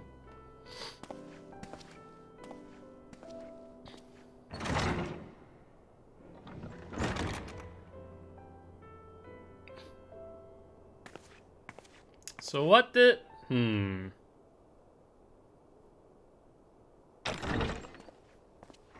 So who's here? The small one I don't trust either. You wished a word, Yu Hase? There we go, Yuhase. I don't trust them either because they spoke of coin.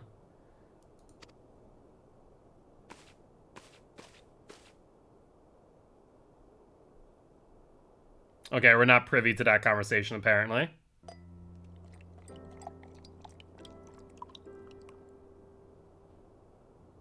Okay, our glass has been filled.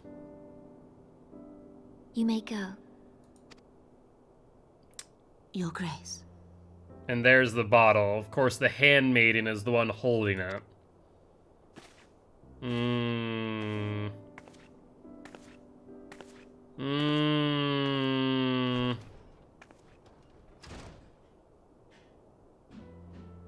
be curious as to the reason for this private audience. The matter I would discuss, however, will soon make apparent the need for discretion.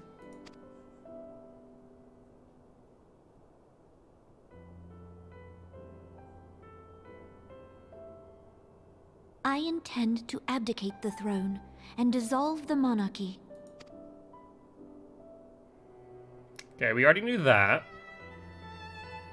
She wants my assistance. You have seen for yourself the storm of turmoil that howls through our streets. The government fails in its responsibilities, and my subjects suffer the consequences of our incompetence. But I will see them suffer no longer. The victory feast shall provide the stage on which I declare the dissolution of the Sultanate. Hence the assassination plot, which is about to take place. 'Tis mine intent that the ruling class of our golden city should take its place beside the common man in a fair and equitable republic. No more shall this nation bow to the whims of a privileged few. Yet, that which I propose will entail the tearing up of this city's very foundations. And even Roban, with all his strength and influence, will be hard-pressed to keep his footing on such treacherous ground. The biggest thing is with this now, multiple people know of her intentions. But Roban Thus doesn't. would I ask you to lend him a steadying hand. You who have endured the wrath of innumerable foes are the one hero in whom I can place my trust. Will you do this thing for me? I will gladly. However, I have a feeling something's about to happen. Oh, I happy am not truly know. grateful. More grateful than I can well express.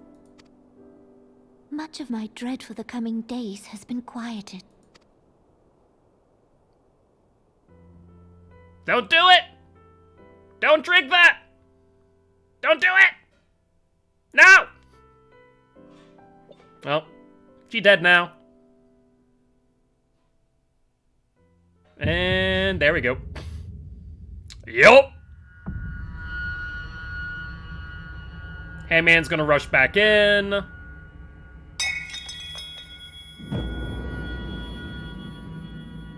Oh, Raban sends something.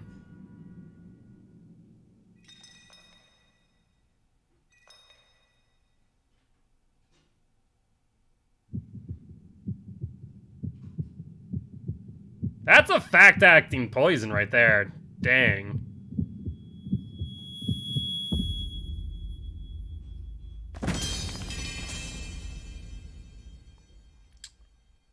Lolorito. No, not Lolorito. The other one. Oh, how convenient! That Teleji at Aleji is right here with the freaking brass blade. How convenient!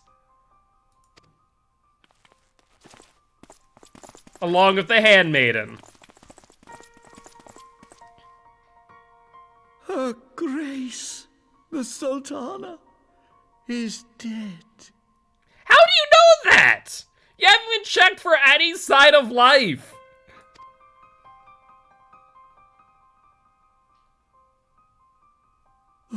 Poison in her wine? And how would you know that? You did this! And what motive would I have for this?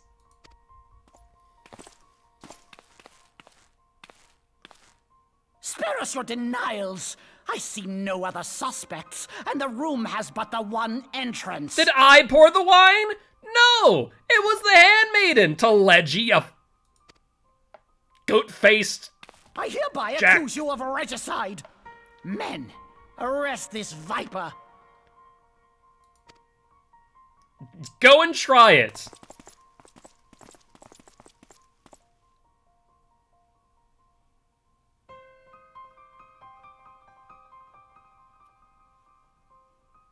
I will take out my axe and literally beat you all of the head of it. And here's Ilbred. Yep! Oh, no, it's not Ilbred. Who the hell are you?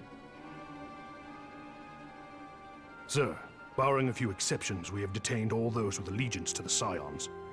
The Rising Stones is also under our control. Oh, crap. Well, they're more coordinated than I thought on that one.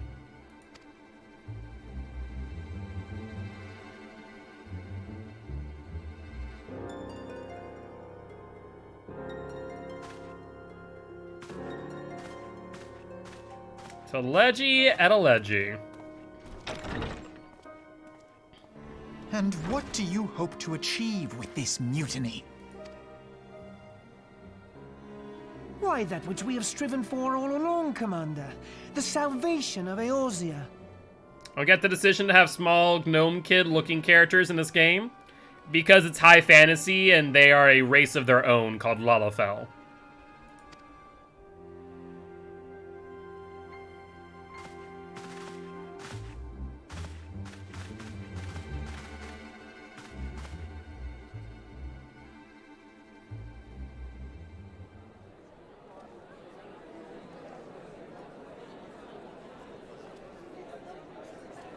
Roban, shouldn't you have, I don't know, have gone and checked? You suspected something. Also, no one in their right mind would think this to be true, right? There's no way that anyone would actually believe that I killed Nanamo. Like, who in their right mind would think such a thing? Like, it just seems like out of everyone, you could have invited anyone or, like, tried to pin the blame on anyone else. But, like, me of all people makes zero sense.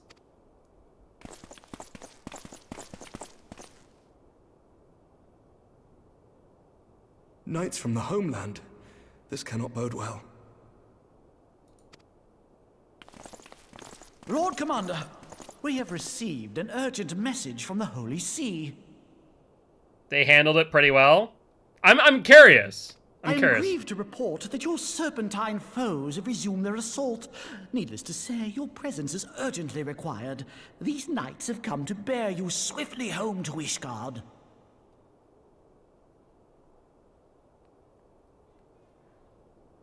That seems suspect. A surprise attack?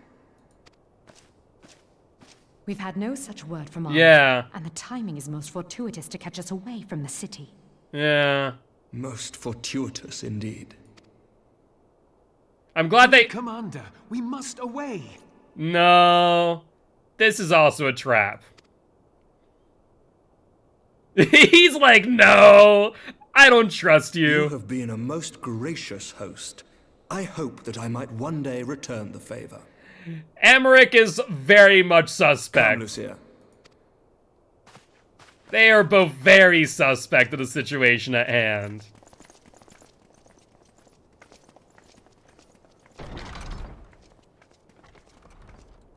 Okay, Teleji, what's your next phase?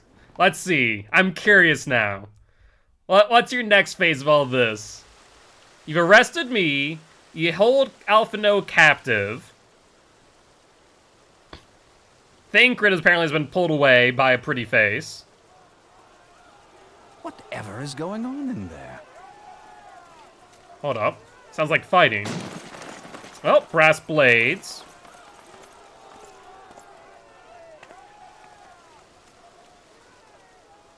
Ah, the ever-dutiful brass blades. I must apologize, but my dance card is rather full. Another time, perhaps? I would suggest that maybe, Teleji may have first wanted to confiscate all weapons. Because I feel like Thancred's not going to go down without a fight. Thancred, of the Scions of the Seventh Dawn. You stand accused of committing acts of espionage in service to the Garlean Empire. Who would believe this? Espionage? What in the seven hells are you talking about? My thoughts exactly, Thancred. Ah, if you're referring to that business with the Ultima weapon, then you must understand, I wasn't myself. I mean, you're not wrong, but also you're not right. Like, everyone knows what happened. And the brass blades are not a contingent of the government of Ul'dah. They are sellswords at most. So the only people in which the Brass Blades take command from is the Syndicate, and not the Sultana. So, like, what power do they have? They have none to make such accusations, based on what I've seen. Under interrogation, an Imperial prisoner revealed your involvement in numerous dealings with the enemy. We've also been investigating reports that you are a practitioner of forbidden arts. You'd best come along with us. You invite me to your party and now you want me to leave? I do so detest receiving mixed signals. Good thing, Crid. Come then. I believe I've lost my appetite for this farce of a celebration. Yeah, you guys don't want to do that. That's a bad idea.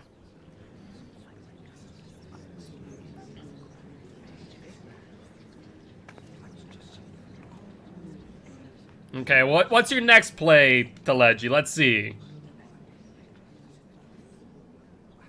You've done a lot of things in private, but what about in public here? You go too far, Lord Adeleji.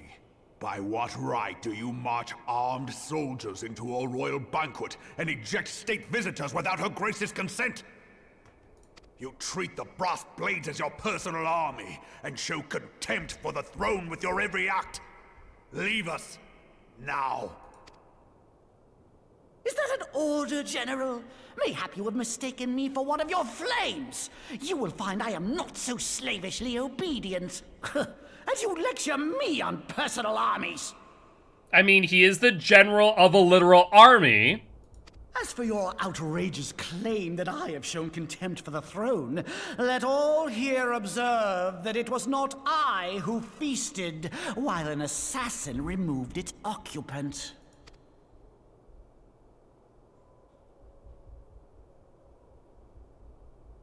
I expect this is your idea of defending the nation, is it? This and diluting our forces through these distractions in Cartano and Kurthis. Distractions. Ah, yes. Dragons and territorial disputes. To be fair, the territorial disputes are kind of stupid. I do begin to see how the ranks of the Immortal Flames came to be riddled with Garlean sympathizers. You are plainly unfit for command. This is not the time or place for this, Teleji.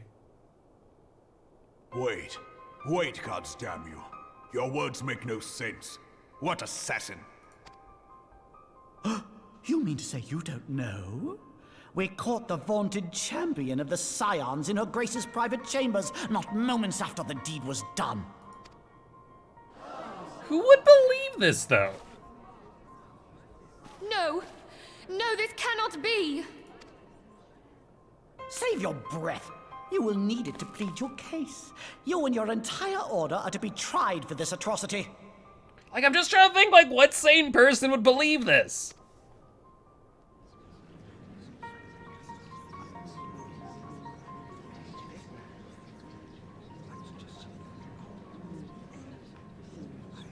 Bring in the prisoner! Is he trying to hold, like, a freaking trial? Ilbert, I'm going to kill you. I hope you understand that. Like, your head's first on the chopping block. This woman stands accused of poisoning Her Royal Majesty Nanamu ul Namo and is suspected accessories to the crime. All members of the Scions of the Seventh Dawn will be detained for questioning. This is madness! What a pity. Who'd have thought your tale would end like this? You, because you've set this all up! Should you demand further proof, a vial with traces of the substance used to poison Her Grace was found upon the assassin's person. What did I frickin' say? Without fail. Without fail! Sit on in a voice session, you hear them have to record lines in the same tone and inflection except swapping out the pronoun. Yeah.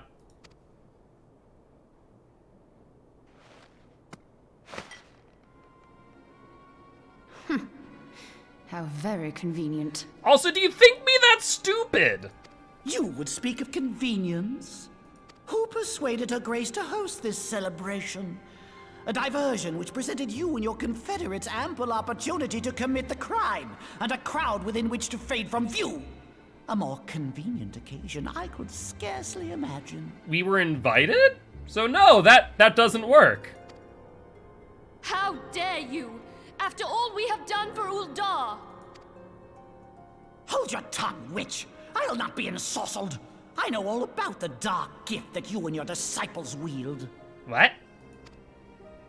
Oh, yes. I've observed how you worked upon the minds of the Alliance leaders, bending them to your will. What? And what of your cordial relationship with Sir Emmerich? For years, Ishgard abjured all contact with the outside world, and now the Lord Commander of the Temple Knights treats you with the familiarity of a childhood friend. I mean, considering we saved them from utter annihilation at the hands of the Dravanians, yeah, you'd think they'd be a little bit friendly of us. That kind of flies. I'll tell you what I think. I think this desperate defense of Ishgard was but a ruse to deceive us into dividing our forces. But that didn't happen. The Alliance didn't provide us people. They provided us sellswords, and I provided adventurers. There's a few plot holes here, Teleji. Your next move will be to charm your Kurthan allies into invading our lands. Huh? Now that is truly ridiculous. Thank you, Papalymo. How do you even think of this stuff? And Yida of all people's asking that. You then know that it's kind of ridiculous of a statement. She cannot be dead. Raban, now's not the time to just think about that. Teleji's trying to overthrow the government. Stand aside, Ilbert. I want to see the Sultana. Spare yourself the pain, brother. I saw her with my own eyes. I don't think he cares, Ilbert. For a mercy, the poison took her swiftly. Her handmaiden can attest to that. The handmaiden's the one who poisoned her.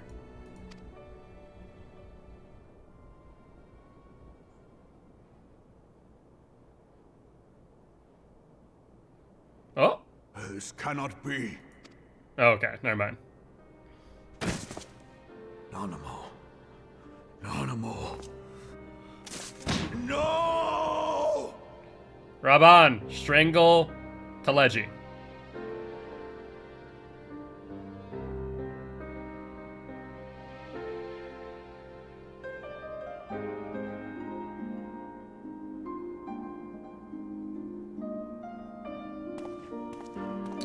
I'm gonna end up killing you, and I look forward to it. Same with you, Teleji. The royalists can no longer be relied upon to keep our nation safe. And so it falls to the monitorists of the Syndicate to govern Uldar. But should you wish to help us, General, we would be more than happy to entrust the task of planning Her Grace's funeral to you. How does that make sense? That the Syndicate just goes, well, oopsie, ruler's dead, we take control now. Like, how does no one not see that as a violent coup d'etat? It seems only right that you should bury your precious Sultana, and we will be glad to be rid of that burden. Excuse me, what? Oh, yeah, nope, wrong words. You will. You more than any man. Whatever do you mean? He's about to frickin'... I mean you had her killed, you black-hearted bastard! There we go. What rot! Though I did have sufficient motive, 'tis true. That young lady caused me no end of grief. Self-incrimination? Question mark? She always was a most unwilling puppet. I dare say Her Grace was grateful that someone thought to cut her strings.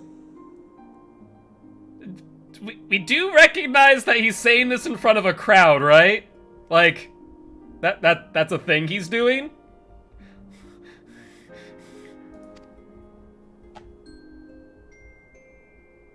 I mean, he hasn't won. Mock her, then mock her from hell. Good. Oh, wait. Did he actually? Oh, he did.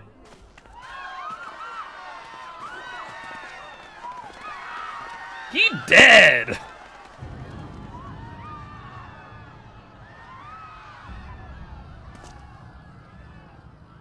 Yeah, you poked the bear a little bit too much, my friend.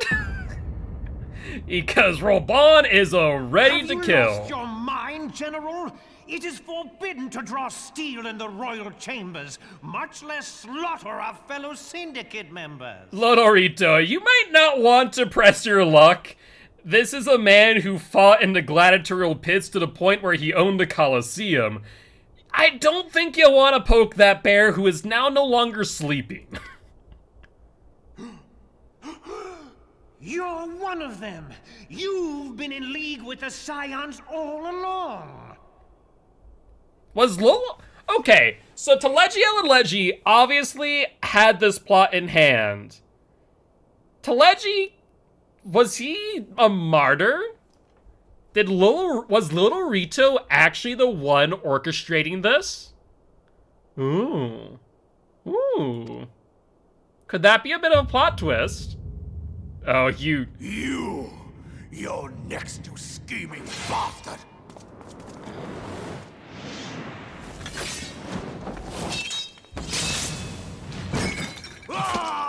Oh, crap.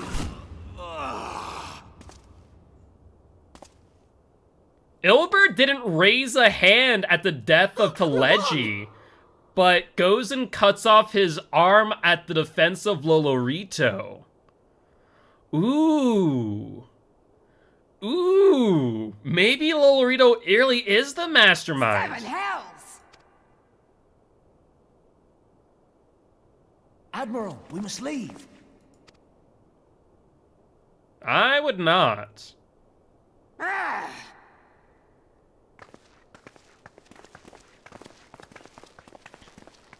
This does not seem like something that you just leave from.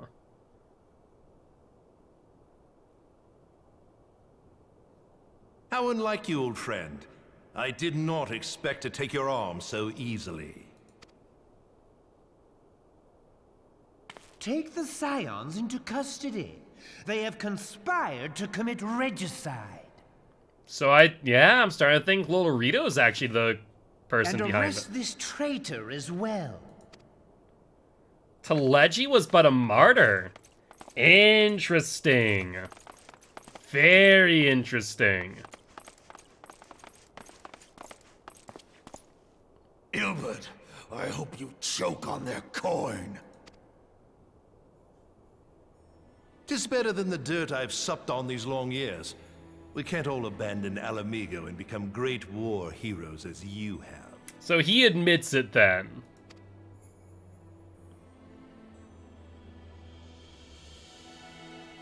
You are not the man you once were, Raban. Since that girl strapped the yoke around your neck, you've become docile.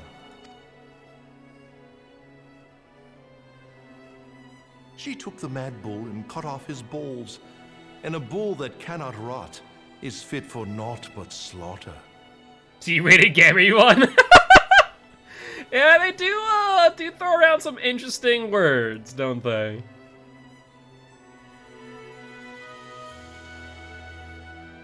Interesting.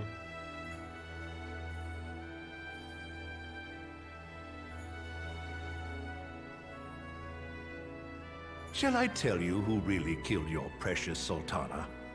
Why would anyone leave the room with what's going on? It's a violent coup d'etat. It was me.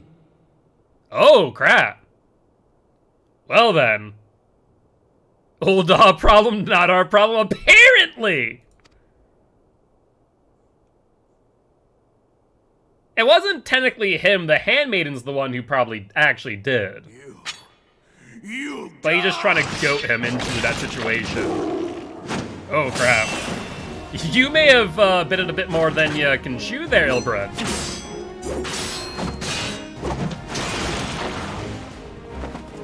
Let's see.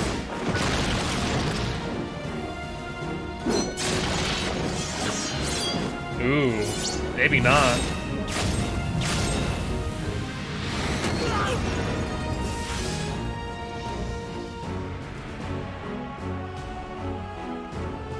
Can someone unchain me so I can kill him myself? Hey, there we go. Thank you. I never doubted you, not for a moment. But there is more to this than I yet understand. Flee this place. Clear your names. No, I would rather kill Ilbred. Can I do that? Can I help you kill him? Find out who is behind this plot. It is the only way. Now go! I mean, you're not wrong in saying adrenaline. Adrenaline has been shown to cause some insane, like, Superman powers, for lack of a better term. Or superhuman powers.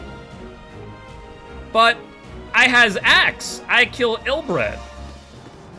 Oh, so where's Alphino?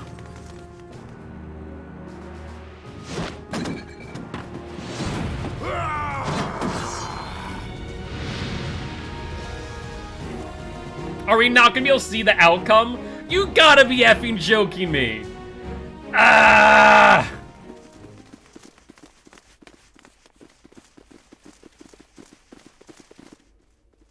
Now, how do we leave Ul'dah? There's no way. There you are. Oh, hey, Thancred. Thancred, where have you been? You know, just killing brass blades. Avoiding the fumbling advances of some very persistent admirers. When I realized the celebrations had turned sour, it seemed prudent to slip away and take stock of the situation. 'Twould appear that much of the city is already under tight guard. It occurs to me that expanding the Brass Blade's authority may not have been such a wonderful idea after all. The success of this plan was contingent upon those thugs having the run Yup. of the place. Just how long has this scheme been in motion? I would say at least 20 quest lines ago. The careful preparations, the maneuvering of forces. I am inclined to agree with the General's insistence that a deeper plot exists here. So, would I be right in thinking we now have an excuse to pummel as many brass blades as we like? Yes, Yida, yes. Unless you plan on pummeling them all, I'm not sure that will greatly aid our cause. I could probably do it. I have enough damage mitigation. The Sultana's assassination was but one part of the scheme. We too were its targets. And though we did not share poor Nanamo's fate, we are yet hobbled by the charges laid at our door. Where now might we seek refuge? Not the Rising Stone. Back to the Waking Sands? Actually, yeah, probably back to the Waking Sands. Where indeed, we may safely assume that our foe has thought to have the Rising Stones watched. Back to the Waking Sands we go.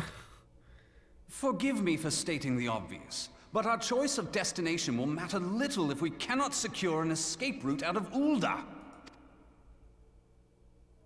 Happily, I believe I can provide one. Papa Shan once told me about the passages hidden in the walls of the palace. If I recall correctly, the fireplace in Nanamo's chambers conceals the entrance to a tunnel. It should lead outside the city and allow us to avoid any messy confrontations. That's good information to have.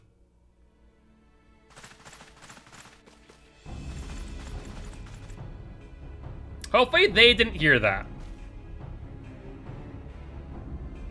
Is Yida gonna stand by and pummel some brass blades? And Crystal Braves? The rest of you go on ahead. I'll handle this lot. I mean, I should be the one doing that.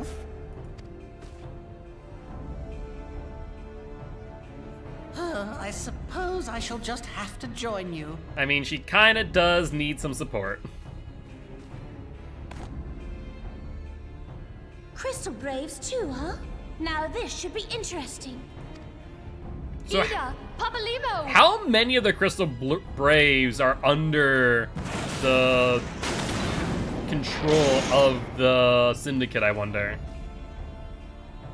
We will hold our pursuers here. Hurry, now. Find this tunnel of Thancred's.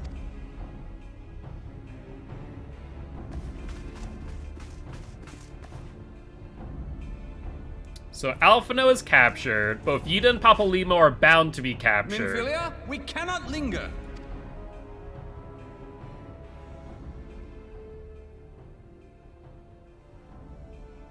Looks like you don't have your weapon.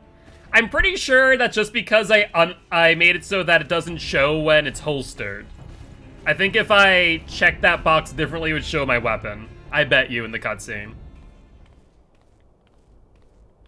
Lolorito. You know what? Hatchet could go right into your head. I could make that happen.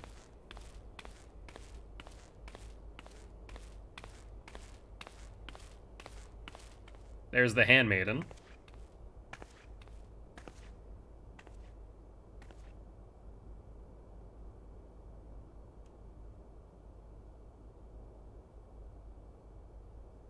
I wonder if she... Huh. How big a role does she play in this?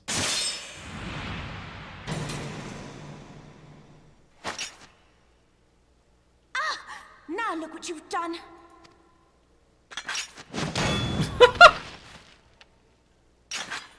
Ida, are you all right? There are just too many of them.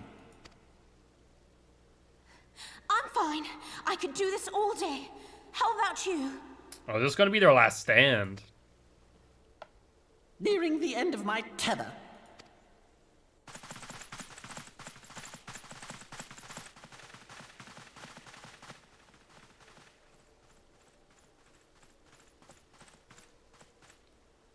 And there's still quite a few of them.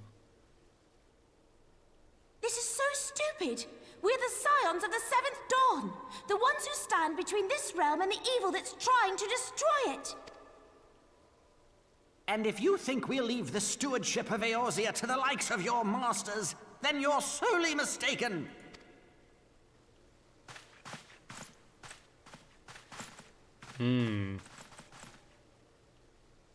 Sorry I dragged you into this, Papalymo. 'Tis hardly the first time, and I'll be damned if it will be the last.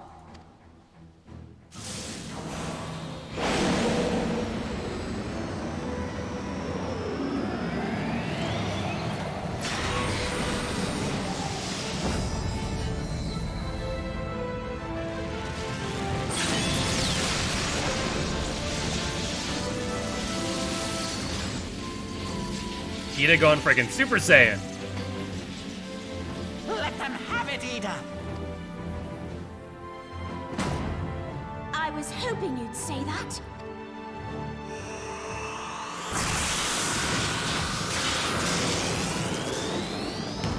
Monk Limit Break 3.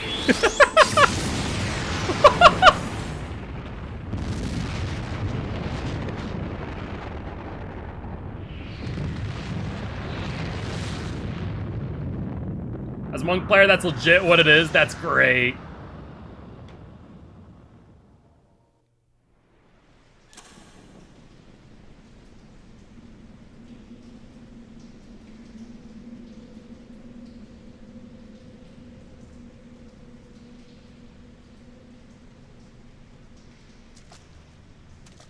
I never knew such a watercourse existed beneath Uldar. The architecture is of the Sildine style, if I'm not mistaken. The ancients plainly foresaw the need for a ready means of escape. It does make sense.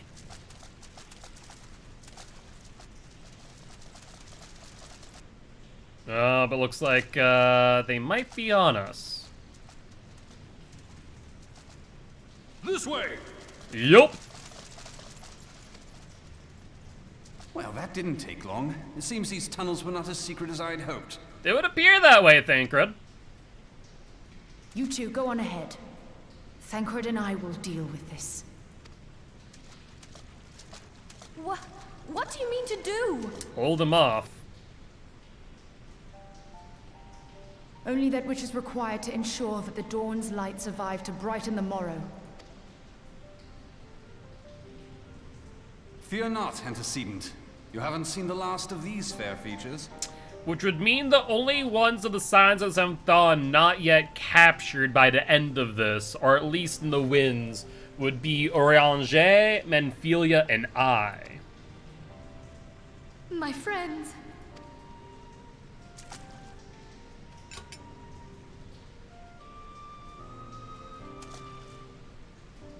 Leave us!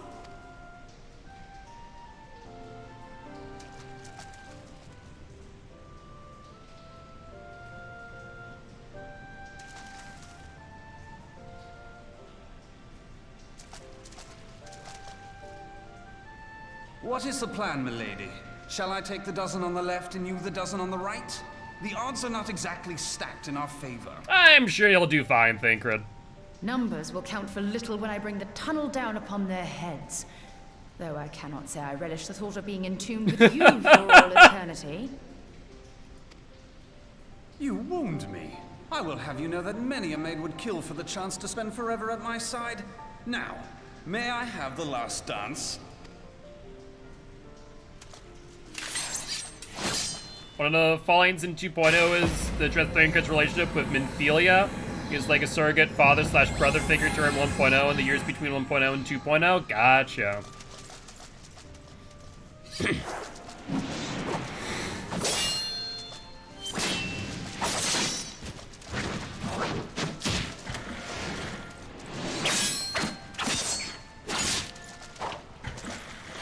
So basically she was forced to leave her dad behind. Oh.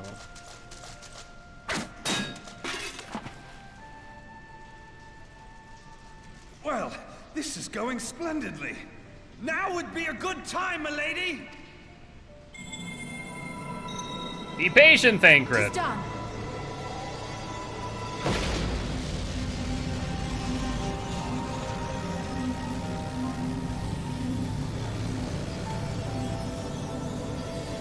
Forgive me, Mitra. Mitra? Who's Mitra? That's a name we have not heard, is it? Farewell, So I can definitely see how this is the end of ARR, leaving a lot of cliffhangers. A term of endearment, I think? Oh. Thought it was a name. But I guess maybe you're right in referring to Minthelia. Heidelin, she speaks to me. Now's a really bad time, Heidelin! No.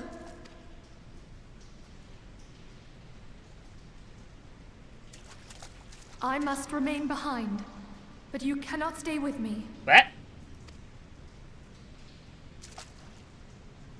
Please, you must go on. You are the warrior of light. You are hope for the Scions and for all the realm. As long as your flame continues to burn, the light of the dawn may ever be relit. You must escape and save Eorzea from those who would plunge it into darkness. Interesting. 'Tis the only way. What's Minthelia planning on doing? 3 short stories on the Lodestone site that go into things like that, like the time between the 2 games? Fair enough. Huh.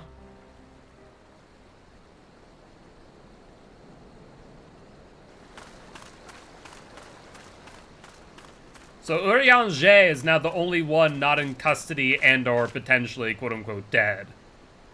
Though I doubt anyone is.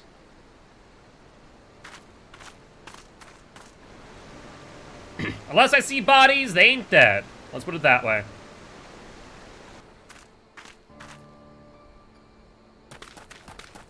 Oh, Alphino? Alphino? No, Alisai. Wait, Alphino or Alisai? Find out in a second. Pretty sure Alphino, because Alisai is a red mage now. I am glad to see you safe, my friend. What a... Oh, the others. Whoops, sorry. Damn that man!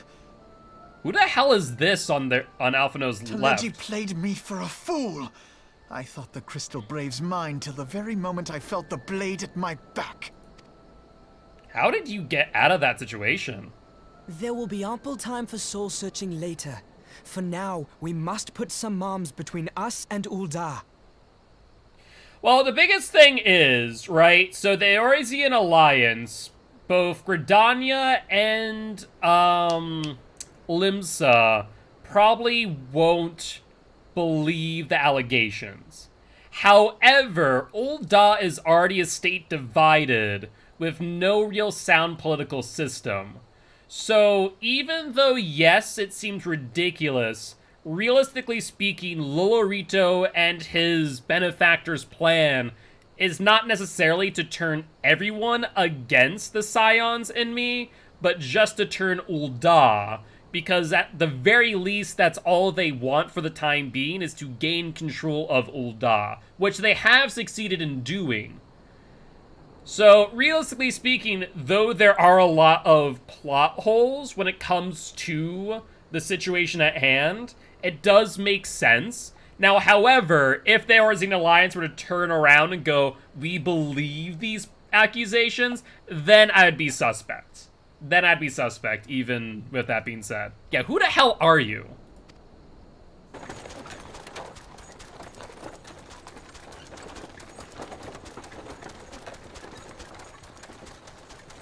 How do I recognize that guy? Hold up. Well, would you look who it is? Yeah! I doubt it'll be half as exciting as the last trip we took. Not if I have anything to say about it anyway. Hey, it's you! The guy from the beginning!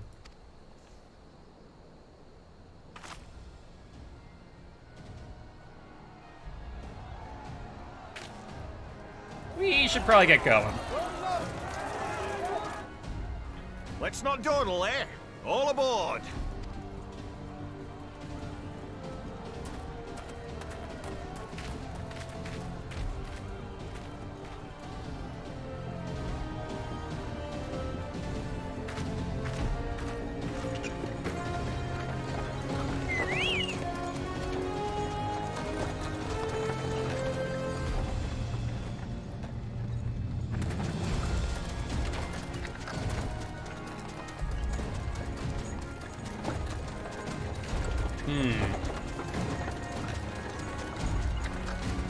So now, if you go back to the other city-states and even to Ul'dah after running away, you'll learn that the other leaders refuse to believe until proper investigation is done. Okay, so that makes sense.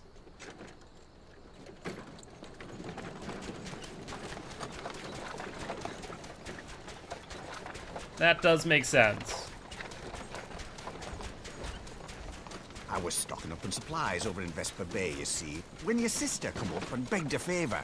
Said her brother was having some trouble down in Ul'dah, and likely needed a helping hand getting away. Oh, Alisa. And none of the guards will attack you in Ul'dah because they crap their pants at the thought of trying to attack you alone? Good! Because I'll be honest, I probably could have taken on the entire army with the amount of damage mitigation I have. Maybe a DPS or healer would have a hard time, but me? No, we'd be fine. Thinking them ruins would make a fine hiding place, I decided to try there first. And lo and behold, there you were. Aye, and judging by them soldiers as were pouring out of the city, I arrived not a moment too soon. Ha! Must have been fate that we happened to find you They there, made sure though, to eh? cover that base? Good. That's smart. That's smart. I like that.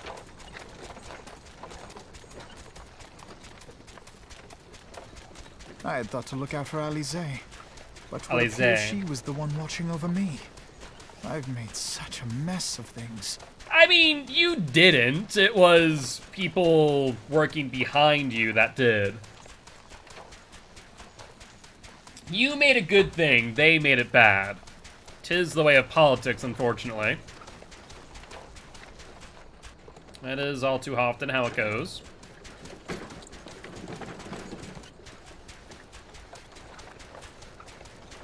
And who might you be, young sir? Yeah, who the hell are you? That's a great question.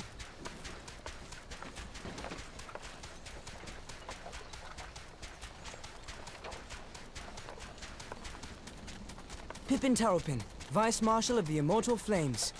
Oh, okay. I had been on the Alamegan front these past few moons, but an urgent communication called me back to Ul'dah. Scarce had my boots touched the cobbles, though, when the streets erupted with cries of assassination. I immediately went in search of answers, and came across Master Alfino here. Needless to say, I did not think his imprisonment justified. The blame plainly lies with the Monitarists.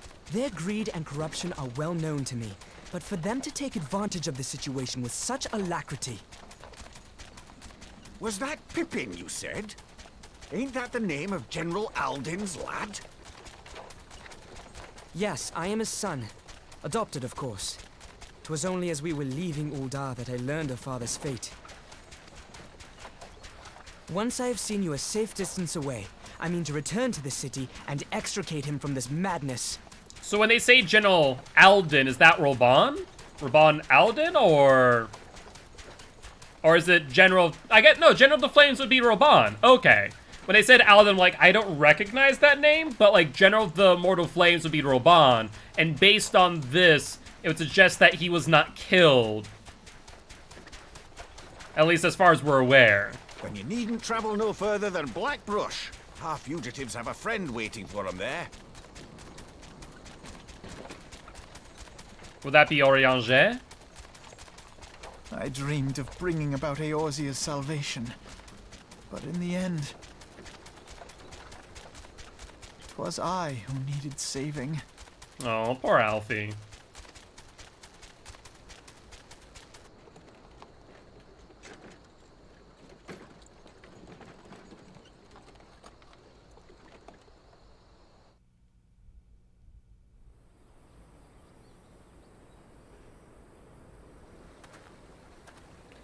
Them soldiers will keep searching for a while yet.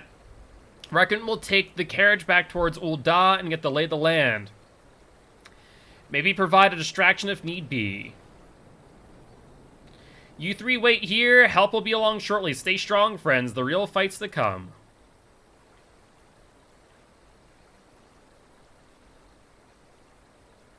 Alright, let's go.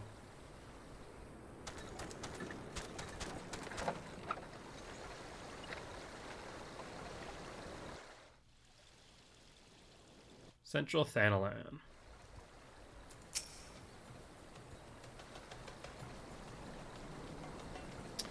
The most unassuming folk can prove to be our greatest allies. That fellow was but a passing merchant, yet he lent us aid without a moment's hesitation or any hint of concern for his own safety. Though I can well imagine how a man could feel inspired to risk all in your presence. Ain't you a sweet talker? Father spoke often of you, Rose, and long have I looked forward to our first meeting. Needless to say, this is all not at all how I envisioned it.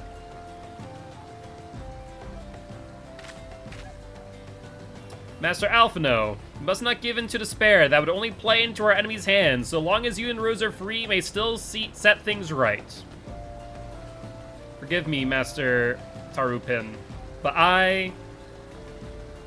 Alphino, my boy, sorry to keep you waiting. Hey, it's Sid! Sid, what are you doing here? Pulling you out of the fire as usual. Your merchant friend told me everything. Truly, then he is no merchant but an angel in peddler's clothing. But tell us, how do you intend to bear our friends to safety? I hid the Enterprise but a short distance away. All I need is a destination. We must find a place beyond the reach of both the Monterists and the Crystal Braves. Korthus, Ishgard will not suffer the intrusion of foreign forces in their territory. That settles it, everyone with me. Not I fear. I must remain here. I dare not abandon Ul'dah to the Monterists and their cronies. You may be certain that they will seek to defame you, both here and in every other city-states, but know that I shall do my utmost to thwart their every effort. Frankly, I do not expect it to be much of a challenge. Their small folk will not turn so easily on the Warrior Light and her allies, no matter what the Monterists claim. Marshal Tarupin, I know not what to say. Now that father would labor to believe, but enough talk, you must go. Master Alphino, your ship awaits. Yeah, realistically speaking, the entire situation is more or less a smokescreen just to claim power in Ul'dah. It was a violent coup d'etat, nothing short of one. The accusations were just a smokescreen at the end of the day. Up, up! There's no rest for the righteous.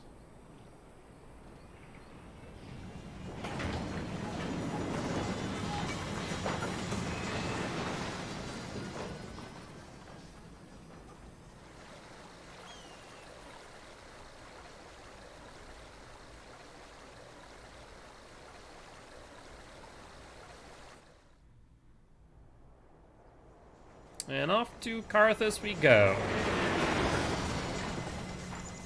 Hartrafont was still there when everything went down with Teleji, was he not? Like,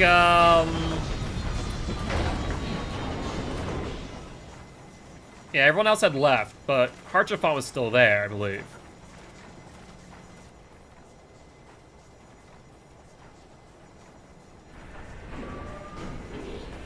Where's Sid gonna go?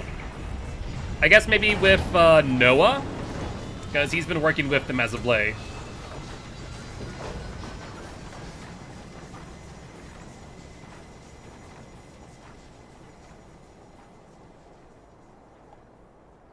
We should make for Camp Dragonhead and speak of Lord Harchafont. Mayhap you will know what to do. Somewhere for plausible deniability. Yeah, that's fair. That's fair.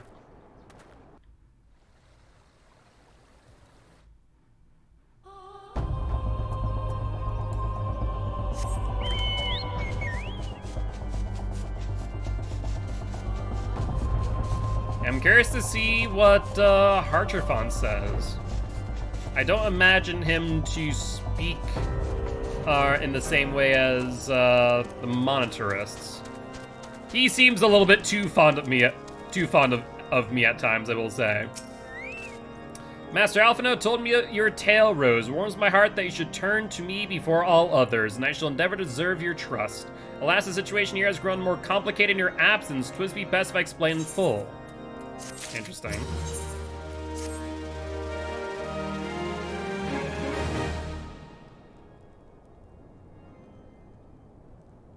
There has been word from the capital.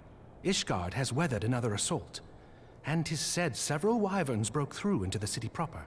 Oh, so there actually was another assault? The Temple Knights succeeded in slaying the beasts, but the intrusion prompted orders to further strengthen the guard, and to place the city under a perpetual state of alert. That does seem rather good timing in regards to Telegi's attempt, or I guess coup d'etat. So the benefactors would have to, if it wasn't simply coincidence, which I'm doubtful of, it would suggest that the benefactors were able to orchestrate this. So probably a Cian, right? There's no way that the benefactors aren't a Cian then. How keenly we feel the loss of our wards at the gates of judgment. Yet we must not bemoan our misfortune. Sir Emmerich is safely returned from Ul'dah, and once more leads the defense of Ishgard. Okay, so Emmerich did make it back safely. As for the matter of your asylum, I am afraid no progress will be made until the threat to our nation is diminished. Fair. But do not despair. You are not without allies. You are more than welcome to shelter here for as long as you wish. Pray, think of it as a new headquarters of sorts. The falling snows, or some such. Alright, Harchafont, alright.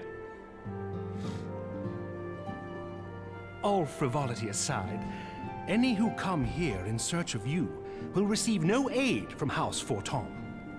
For once, the Ishgardian reputation for inhospitality shall work in our favor.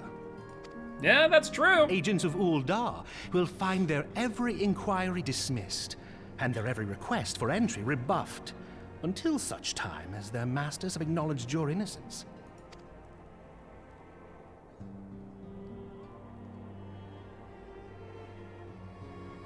You once fought to preserve the honor of my dear friend. 'Tis a blessing that I may now repay that debt in kind. I like Harchi. He's good. He's a good boy. But let us dwell no more on this. Pray, join the rest of your companions. Wait, rest of my companions? There aren't many! Right now there's all but one. Actually, where is Urianger? You'd think we'd have picked him up at some point, right? Or Tataru? I guess Rising Stone did get captured, but the Waking Sands did not. Yeah, I'm not sure what happened to Urianger. 'Tis bitterly cold this day. I suspect there are those who might welcome the warmth your presence brings. Right now, there's literally only one that I'm aware of. Like, who else is there?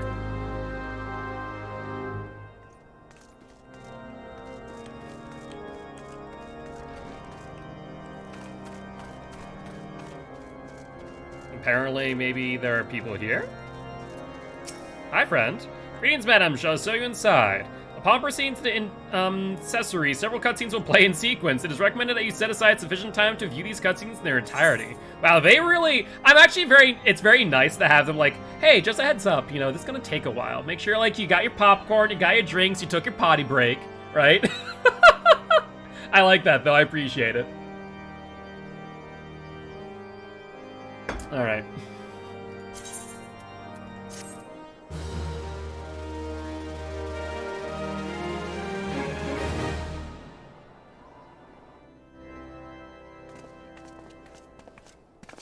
Hey, Tataru! Yeah, I think that was put in place because 2.0's massive ending cutscene. Makes sense. Alphino, Rose, is that really you? How did Tataru escape Rising Stone? That's insane. Aw, Tataru. I'm so happy that you are... Oh.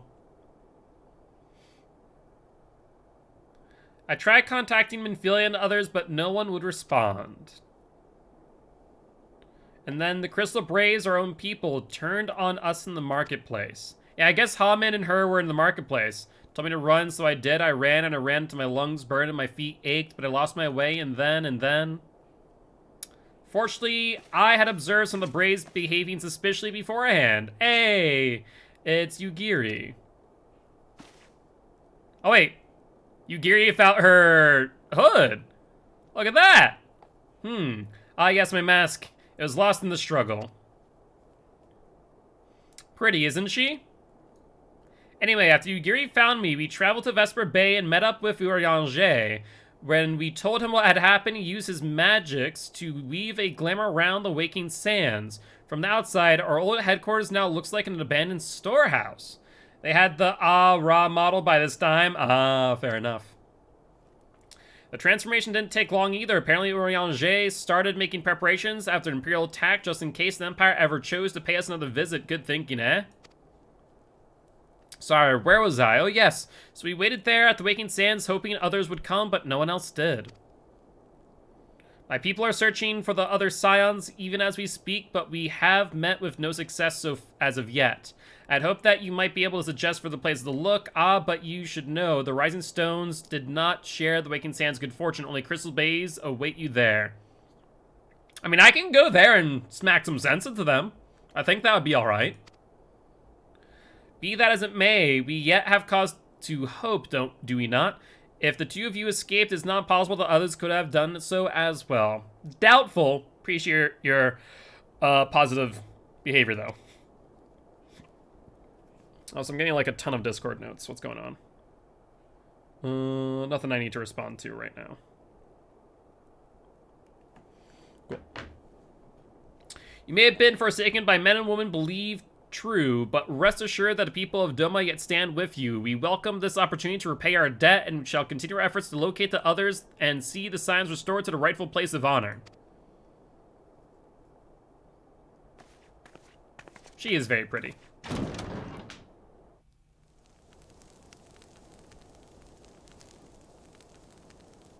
'Tis all my doing. Oh, Alfie. I believed myself the only one who truly understood Eorzea's woes. And look what that arrogance has wrought. No, unfortunately, you were just used as a tool to another person's end. No fault of your own. I gave commands, influenced governments with my certainty. I treated the Crystal Braves and even the Scions themselves as pawns in my great scheme to save the realm. I wouldn't go that far. But in my headlong rush into imagined glory, I paid no heed to the ground upon which I trod. The salvation of Eorzea. What was it that I hoped to achieve? Did I believe that I could rid the realm of every danger and difficulty? That I could defeat the Empire and the Ascians, and find homes for every refugee? You did, and that's not a bad dream to have. There are many hardships involved, but it is possible. Oh, yes. I was so very clever. Become a guardian of Eorzea, I implored. and sat back to watch my perfect army cleanse the land of chaos, which was all but a means to feed my own vanity. Only when all is lost do I finally realize the truth. Oh, Alphino. Is that the first time we actually heard Tataru speak? Like, voice-wise? I think that is, right?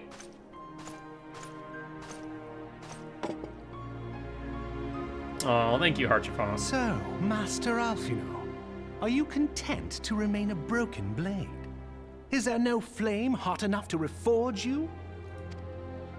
What of the fine companions who yet stand at your side? I dare say the fires of their determination will soon have you slicing the air again with your customary wit. Oh, I love Harchifon. He's good. I hardly deserve such friendship. And besides, where are we to go? Oh, and that's not true, Alphino. You deserve friends.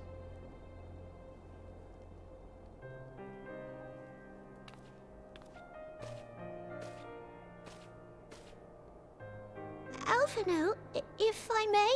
I don't think we ever heard Tataru speak before this. Should this place not serve our purpose, then we shall go to Ishgard. Minfilia told me many times, as long as we stand fast against despair, the beacon of hope will never be lost to sight. Be it in the snow or in the clouds, we few will see that the dawn's light shines again. This lady basically gets one scene and that's it. What a waste of the actress. Yeah, I imagine the actress was not paid a lot for these lines. Oh.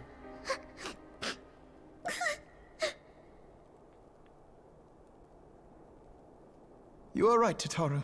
Thank you. And thank you for your kind words, Lord Orchefon. Orchefon. I'm never gonna say her name right. 'Tis true that Eorzea yet has her guardians. The Scions have achieved much, and 'twould be remiss of me to discard it all in a fit of self-pity. Let us then resume our journey, together, one step at a time. Sometimes that's what you need to do. Rebuild from nothing. Been there, done that.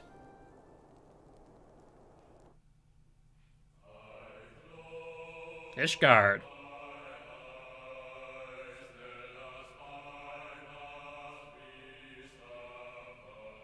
Oh, no!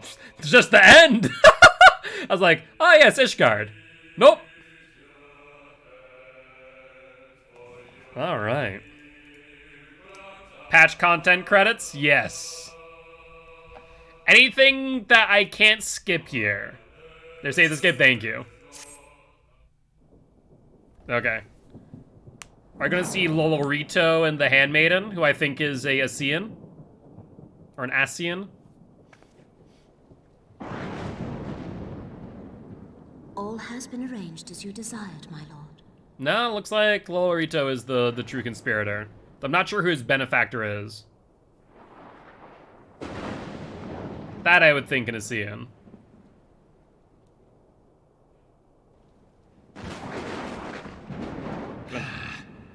Gonna chop that small head off your neck.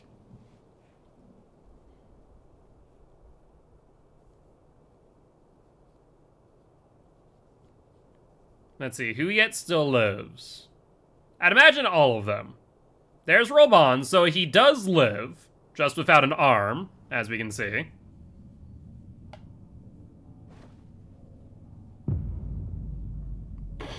Those are not the eyes of a defeated man, however.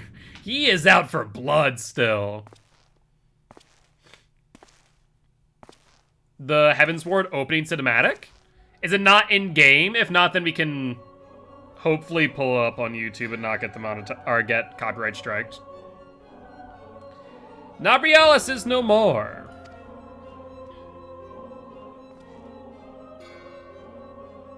The Ardor was not his to invoke. His demise was of his own making. Nevertheless, it concerns me. They have extinguished that which should rightfully be eternal. Mayhap he was not wholly mistaken. Greater haste may be warranted. Yeah, it's on YouTube from the official channel. Okay. I doubt that they would mind, so we'll do that. We are of one mind. The northern lands, then. So this is La Habrea. Yeah, I remember that mask. Yeah. The earth is fertile, and the seeds well sown. By my will, they shall reap salvation unlike any the world has known. By his will. Zodiarch. By his will.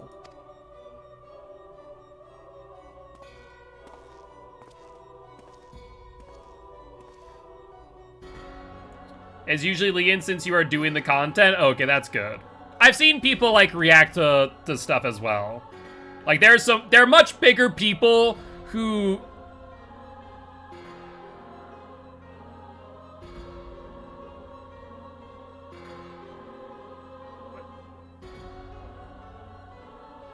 What? This was... Okay. I told word for word what was going to happen with the whole assassination. This was not a twist I had expected. I was questioning where the hell is Urianger, but this I had not expected. I mean, I had joked if Urianger being by himself, don't get taken over by a Cian while you're gone. But I wasn't expecting him to actually... What? Mother trucker! So the next question is he actually an Cian, or controlled by an Cian, or is he an Cian? Or just, you know, affiliated, I guess. What the literal fresh hell. I've answered thy summons, emissary. Speak and make thine intent known.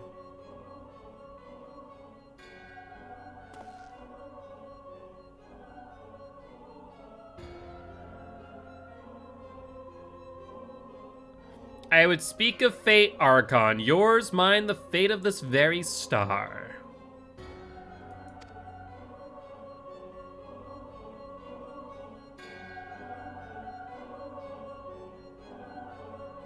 Okay. Alright. Alright. That was a twist I had not expected. I appreciate that. A lot of things I can see through foreshadowing and piece together. That I had not. Alright, alright. I see you. I see you.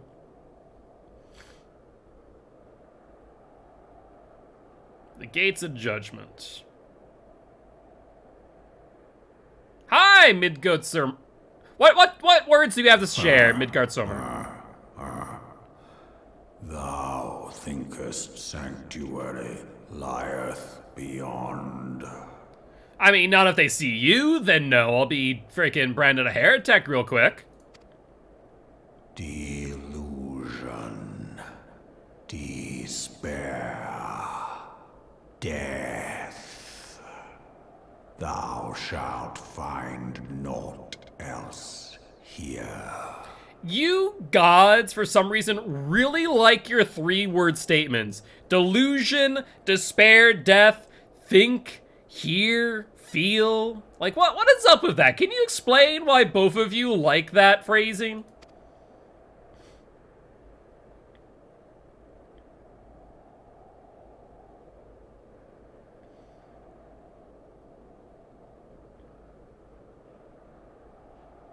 I mean, also he's not wrong. The Cians do have control over the Holy See. To preserve the dawn's light, the heroes journeyed north. Their hearts filled with hope and eyes fixated heavensward. Cute. Cute. I like it. A new chapter of New Game Plus has been added. Okay, so let me know when would be a good time for me to watch the opening cinematic. Would now be a good time? Or is there still more in between? Because we did see I guess that was the post-credits scene, right? So I imagine if we talk to Alphino now it's Heavensward.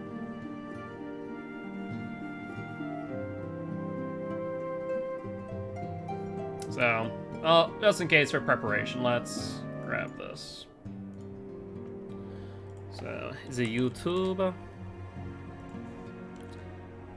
Evan's Word opening cinematic. Here's IGN, Final Fantasy XIV. Okay. Make sure you're in HD. Perfect. So, Demon, would now be a good time for the Heaven's Word? I imagine it would be, based on us getting the end cutscene and everything, right? Let's just do... Yes? Okay. Cool. Browser source. Actually, not a browser source. We'll just do window capture.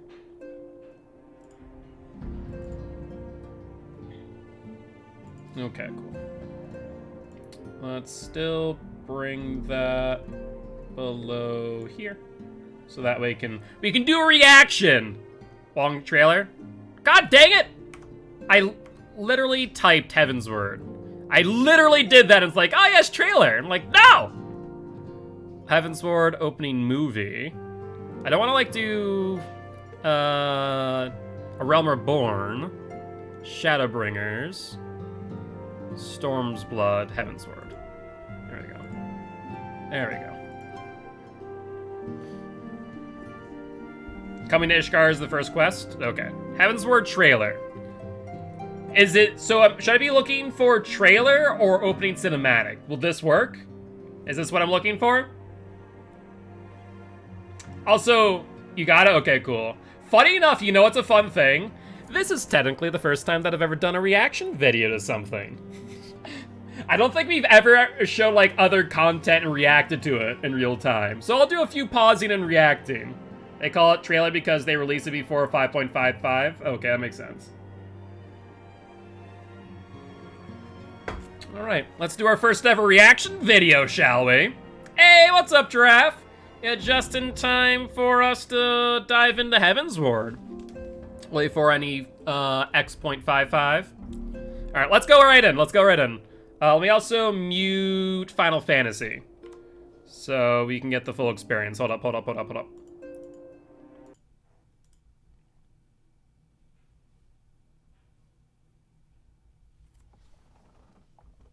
All right. Following video contains scenes from the final moments of the Final Fantasy Realm Reborn main scenario story. I like it. Good thing to point out.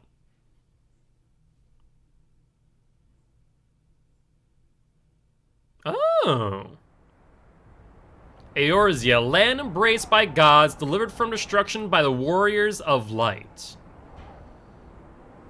However, assassination! Coup d'etat! Fate has cast down these heroes, and their light now threatens to fade.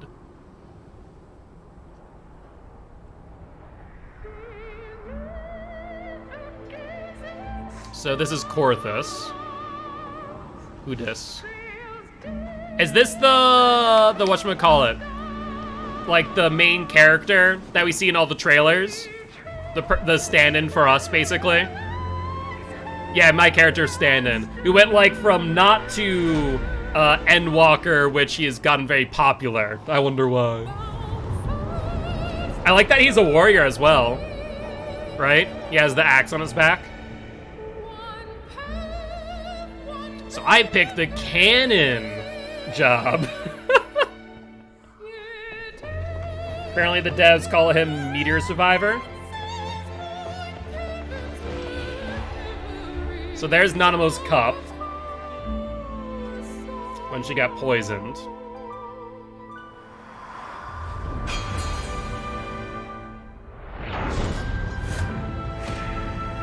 And then Roban's arm. Cut off by Ilbred, who I'll later kill.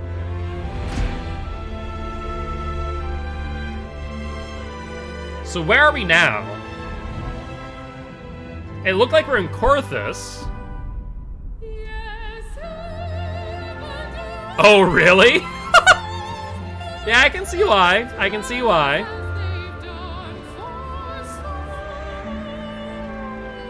Okay, so this is the steps of faith. Okay, there's the Dravanian horde. Hi.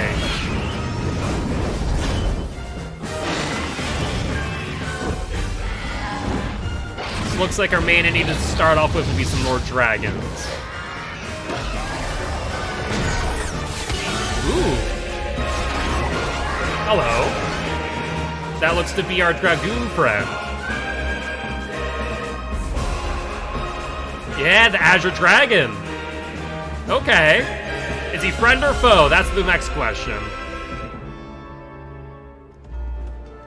What this? Where are we now?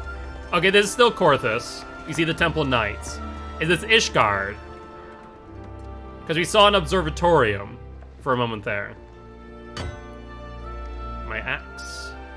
Oh, he's wearing the warrior's armor right now, which I have since gotten rid of.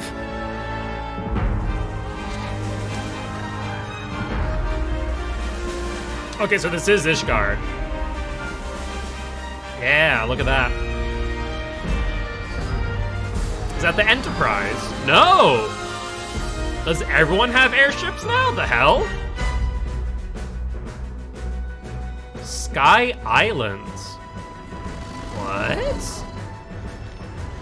There were, this was when flying was introduced, and that was the tease. Woo! Sid. And that's a large amount of dragons.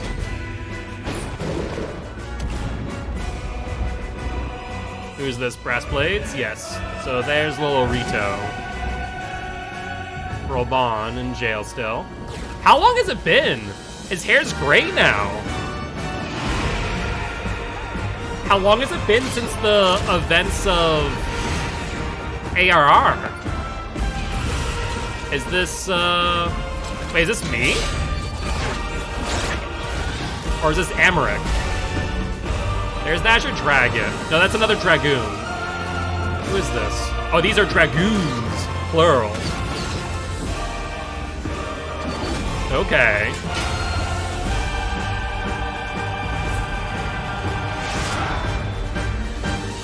Okay. So, I mean, they say it's only been like a few months. However, hold on. Where's Robon? Yeah. Like, there's Lolorito. And, like, it's hard to say because of, like, the lighting. But there's no way the lighting alone would make him look like his facial hair and hair gray, right?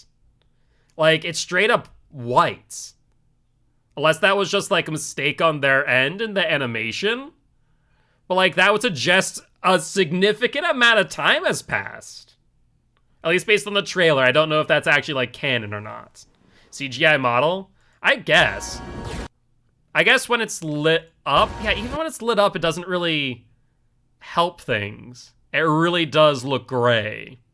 Versus Robon's hair, which is very black. So I don't know. That's interesting. Little interesting detail there. All right. Well, now that we've seen the cinematic, let's jump right on in, shall we? Going right on into Heavensward. All right. There's definitely some miscommunication between the game team and the CGI team, but I can't say anything because spoilers. Fair. That, and also, I mean, it's been confirmed at the very least that the game is in a bubble of sorts, so even though time has passed, time has not passed. No one ages.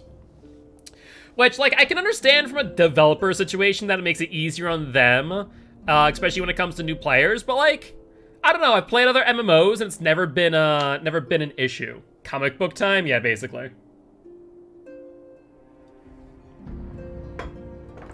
Alright. Hi, Alfie. And this will be our start of Heavensward. I guess I should change the Steam title now, shouldn't I?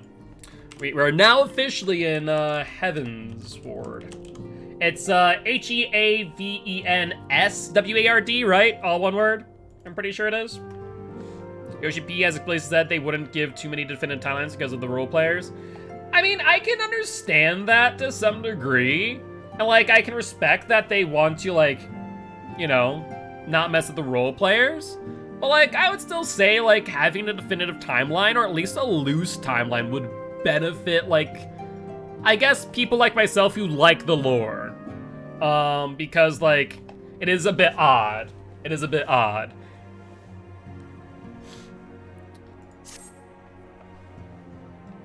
Are these gonna be the new voices, by the way?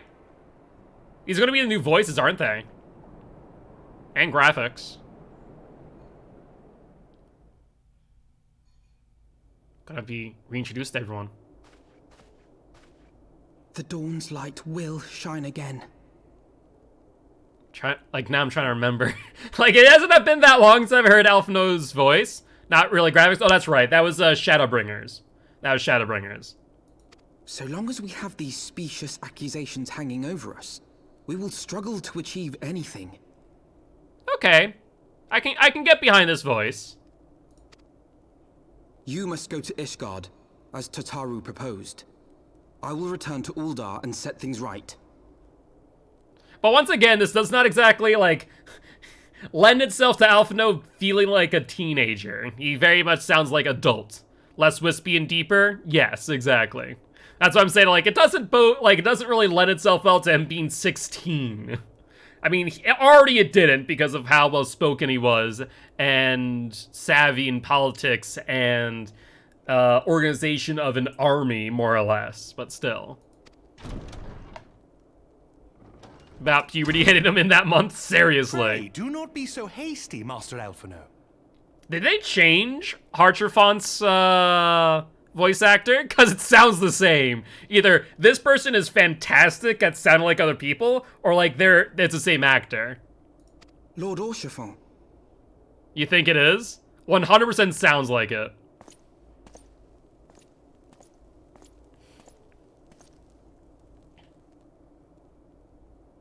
Full well do I understand your desire to clear your names. But now is not the time for drastic action. You yet have allies upon whom you can rely. There is no need to act alone. He is not wrong.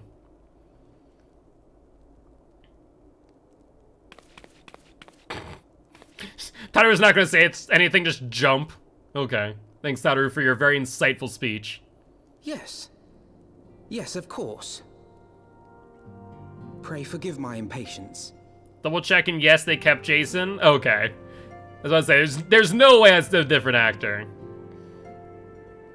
I'm just interested to hear everyone's new voice actors. Tidings. Count Edmond has decreed that the three of you be taken in as wards of House Fortin. Under our patronage, you shall be granted access to the city proper.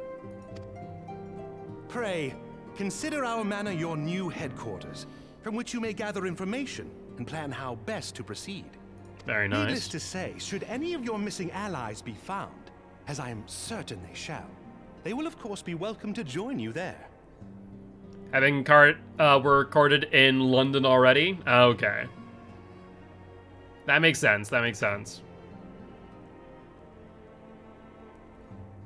You gonna say anything, Tataru? No, just nod. Tataru's gonna get like one more line to read at the end of Heaven's Word. You're more than generous, my friend. On behalf of my fellows, I humbly accept your offer of hospitality. The Count is a good man, and just. He will treat you with the kindness and respect that a hero and dear friend deserves. I appreciate that, Harcherfont. To Ishgard, then. Together. Nope, you forgot to say that last part out loud. There we shall carry on the Scion's legacy. There we shall begin anew. Here! Oh, no, Tataru. Yeah, definitely a different voice actor on Tataru. Definitely a different voice actor on Tataru.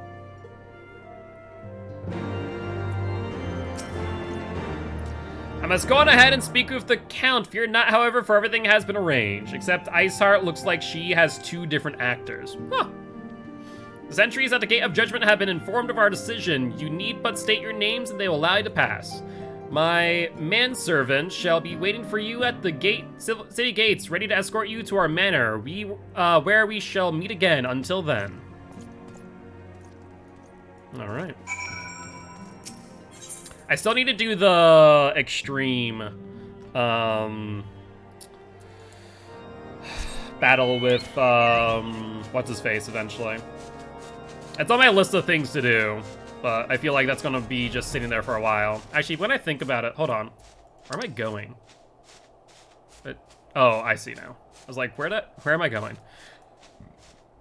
I actually do this real quick. Journal. I'm just going to do this here off my list because I'm gonna have to like plan that one day. Either that or try my hand at Party Finder when I have some time.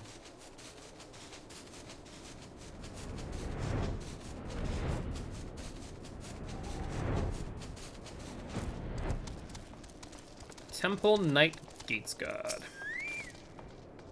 Wards of House Fort Thames. Ah, yes, you may pass. Our first step into Ishgard. Let's see.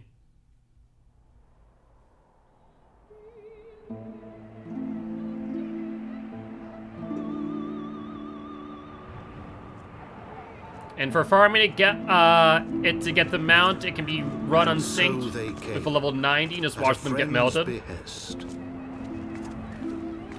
So we now have a narrator. I don't think we had a narrator before, did we?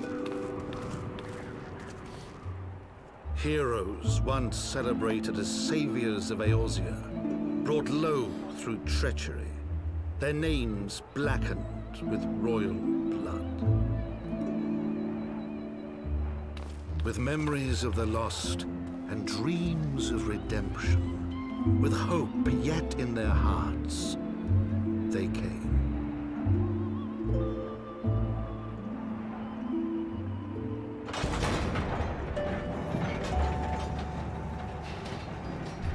It would suck to get all the way out there across the bridge just for the gate not to open. Well, alright, guess we're gonna have to turn back around.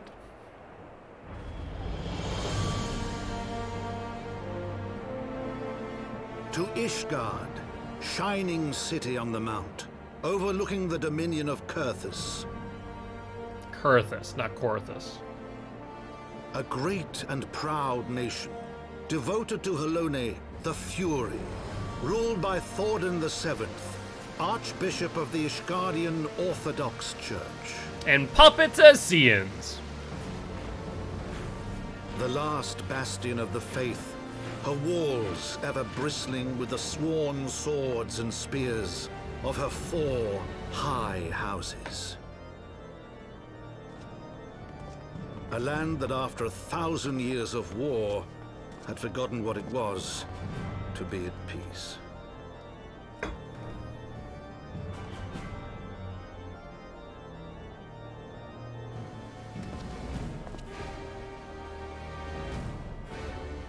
So very much a war-torn nation. Through gates long closed, the warrior of light and her companions passed, entering at last a city whose history was written in blood.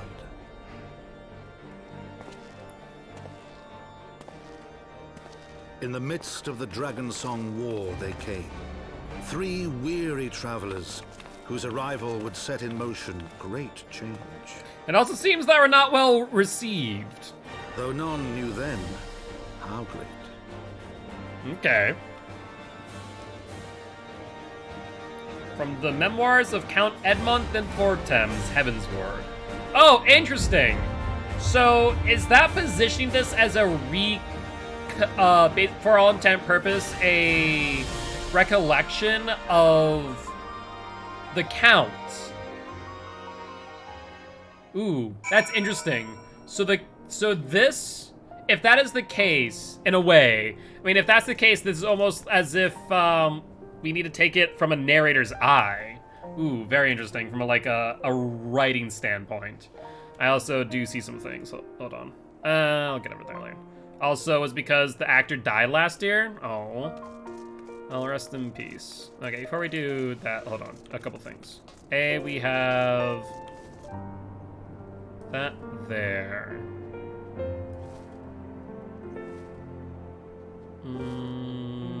Yes.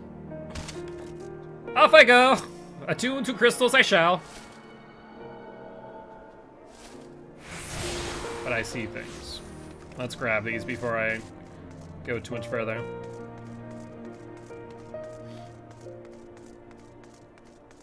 I was about to say I don't see many many people about. Can I go down here? No. How do I get there? Is it up? Well, it's definitely not down. Doesn't look. So I guess up. How do I get back up is the next question. A new city for me to try and learn how to navigate. Gonna be, oh no, not that way. That'd be out, not up. Guess the best way would be back up and across bridge. Yeah. On the bright side, we get more quests to do.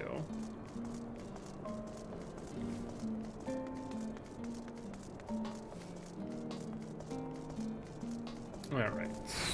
So it looks like up here to the right, but we'll go to the left first and just attune. Actually, we're gonna have to go to the crystal anyways, so let's just go over here real quick. Clan Hunt Board. Who are you? Well, well, well, what have we here? You look like you've seen a scrap or two. Name's Etienne. Etienne? And I'm a proud member of Clan Centurio, the toughest band of warriors this side of the steppes. You'll have heard the hunt, right? The grand companies run it in the rest of Eorzea, but up here, it's the clan's concern. We follow the same system, but we're free to pick up our own marks. Reckon you've got the speed, the strength, and the heart to take down some of the most ferocious fiends this side of the 7th Hell? If you think you're up to the challenge, head downstairs and have a word with Ardolaine. He'll fill you in on the details. Hello, friend. I've been told to speak with you. Good evening to you, young lady. How can I be of service? Oh ho, so you fancy trying your hand at a hunt, do you? Well, if Antiane reckons you're up to it, it isn't for an old man like me to say elspies. Me and him are members of Clan Centurio, a ragtag band of glory hunters, mercenaries and has-beens brought together by Sir Laudast, one of Ishgard's most noble of nobles. Whenever a monster grows too big for its boots, we're the ones who risk our necks to take it down. It doesn't matter who you are or where you come from, as long as you can wield a weapon and you don't fear death, you're always welcome in the clan. Take me, for instance. I was born 1,000 miles from here, but now I am the one showing the new recruits the ropes. So how about it, young lady? Will you be joining us in the hunt? If the fame and the glory is not enough for you, perhaps the rich rewards on offer might change your mind. Then welcome to the clan, or what was your name again? Rose, is it? All right, then I'll put your name in the book. Now, I suppose if we want to take a look at some of our marks, head up those stairs and out the door. The clan hunt board is on the wall outside, round to the left. You'd be better stick to the level 1's marks for the nonce. No point running before you can walk. All right.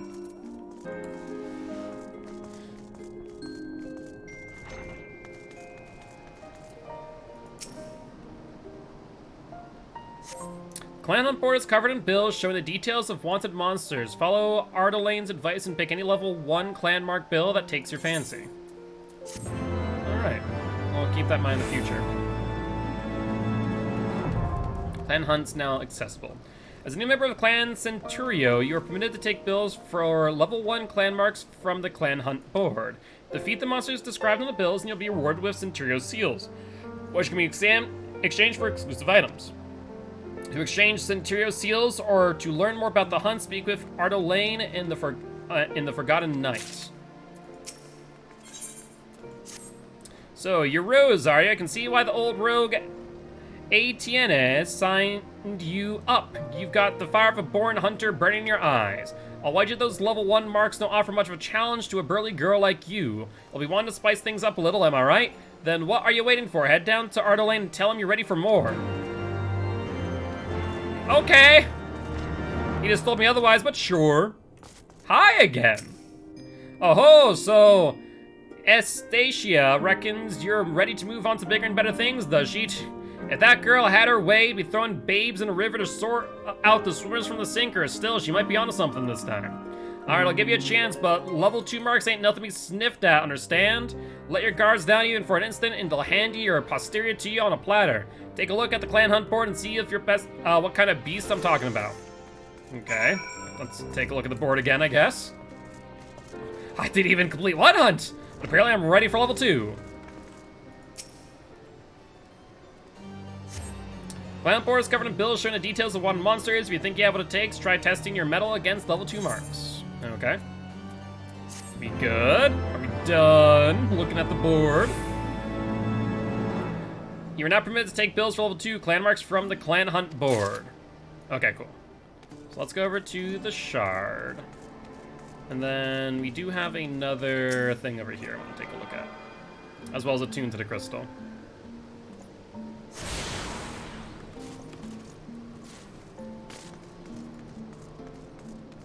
Then we'll go over to the main quest.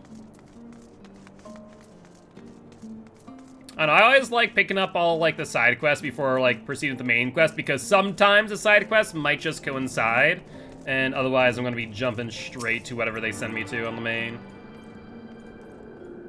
So we'll head up to here and then to there. Cool.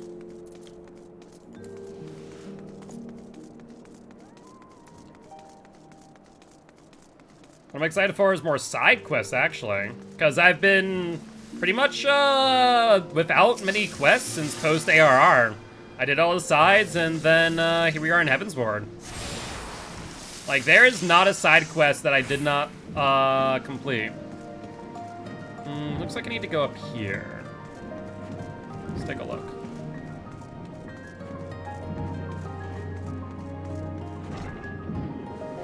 Who are you? My prospectometer seems rather fond of you. Let's see, shall we?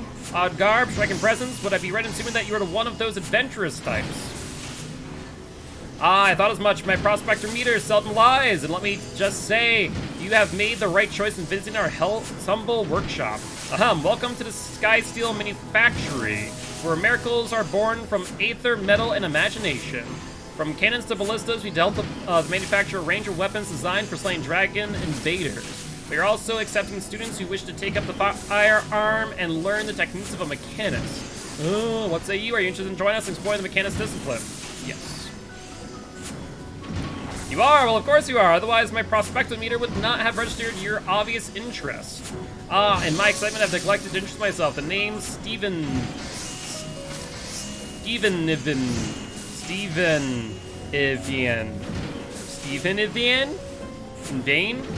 I don't know how to say your name, Stephen. Stephen Dare D.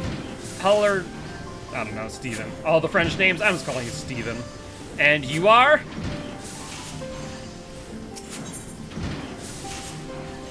Rose, is it? Well, Rose, allow me to welcome you once more to the Sky Steel Manufactory.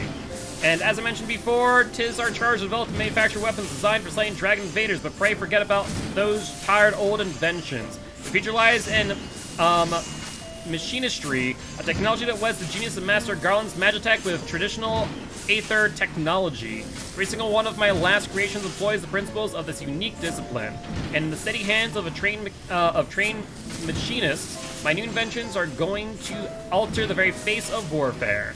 I would dearly love to expand upon my revolutionary theories. We should begin by familiarizing you with the tools of trade, so to speak. Have you time now for a brief lesson? Okay. Splendid. Now, for the first thing you must learn is the proper technique for handling fire. Renahel is our master of marksmanship. I swear that man is never about when I need him most. People were annoyed that the classes were locked behind Heavensward, which is why all classes end up in Limsa Gridania Ul'dah. How dreadfully embarrassing. Here I've mercilessly piqued your interest, and now I must ask you to call again at a later convenience. Mayhap the next time you visit our instructor will deign to put in an appearance. Then we can outfit you with the equipment necessary to learn basic marksmanship, and I might explain to you the particulars of Machinist proficient. I'm afraid he's gone for good this time, me lordship, but the letter of resignation on the workbench and all. Confound the man! We cannot afford to lose such a pivotal employee at this crucial juncture in our growth. Joey, repair mine accoutrements. I shall drag that scoundrel back by the lapels if need be. But me lordship, we ain't even sure of where to start looking. You make a salient point, my dear. My prospector meter points to the lands of La Nocia. Ah yes, I should have realized that he would return to his homeland. La Nocia, my lordship. Are you sure you want to go there? I hear it's a nasty place where folk will clout you across the face as soon as they look at you. I must admit to little familiarity with its environs. Hark, Joy! The perspectometer trips again. Of course, our spy and mechanist. We shall have the worldly Rose here act as our guide. For an explorer who has braved the harshest corners of Eorzea, the wilds of La Nocia must be kin to a garden path. Is that not so? You'd be accurate. It is literally full of ladybugs and mice. I would agree. You see, Joy? My prospector meter never steers me awry. You will consent to guide us then, Rose. Then it's settled. Joy here, in addition to her loyal service to House Hallienart, it is finest shot in the manufactory. As a novice mechanist, I suggest you mark her technique well during our little jaunt to La Nocia. Speaking of which, we must needs decide upon a somewhat less vague destination. I seem to recall our absent instructor mentioning companions from a camp overlook. Let that be our first port of call. Cool. So we'll have that when we go back to La Nocia. Already connected to this Aether shard, so let's teleport back to the main quest. Looks like probably right here is the closest one, actually.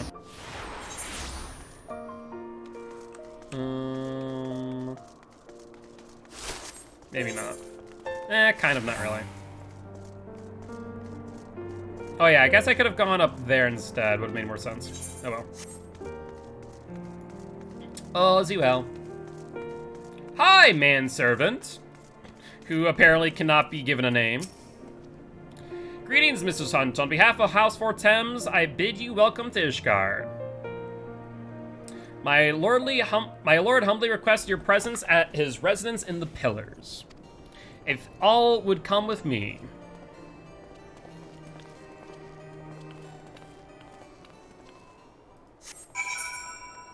Alright, so we need to go to the Pillars. Well, fastest way for me to get to the Pillars would actually be use the Aethernet then. Because I can either go to this one or this one and get there a bit faster. Let's go to here.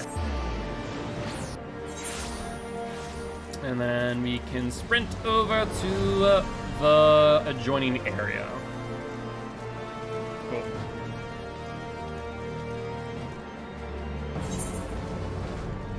More things, it would seem. Okay, so before we go there, let's first off and foremost connect to this shard.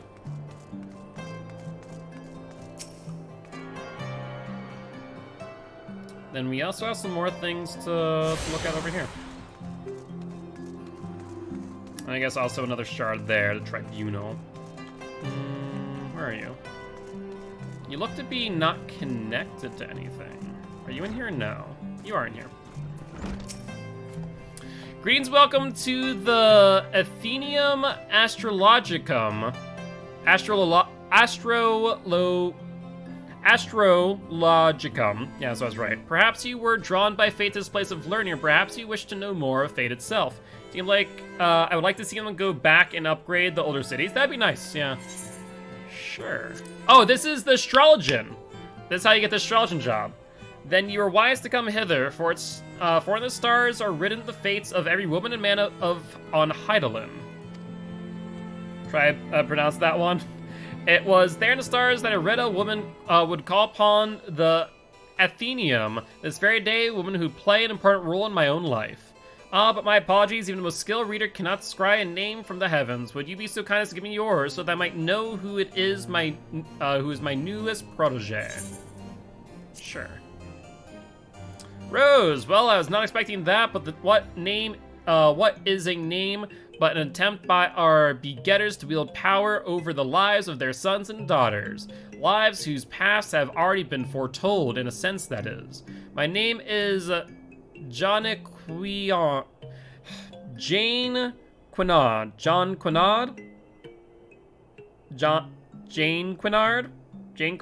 de Durandare. And I am an astrologian for the Holy See. Remember that name, for it shall echo forevermore in the annals of Ishgardian history.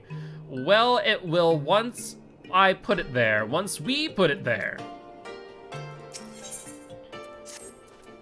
Now, where's to begin? I suppose I could consult my divining deck for an answer, but that would be too easy now, wouldn't it? Very well, at the beginning it is. Astrology, or the reading of the stars, is a branch of arithological science which originated in distant Charlian. There have been astrologians in Ishgard for thousands of years, but it wasn't until 3 centuries ago when Adonel the Younger learned that the movement of stars could also be used to foresee the movements of the Dravanian horde that the field became popular.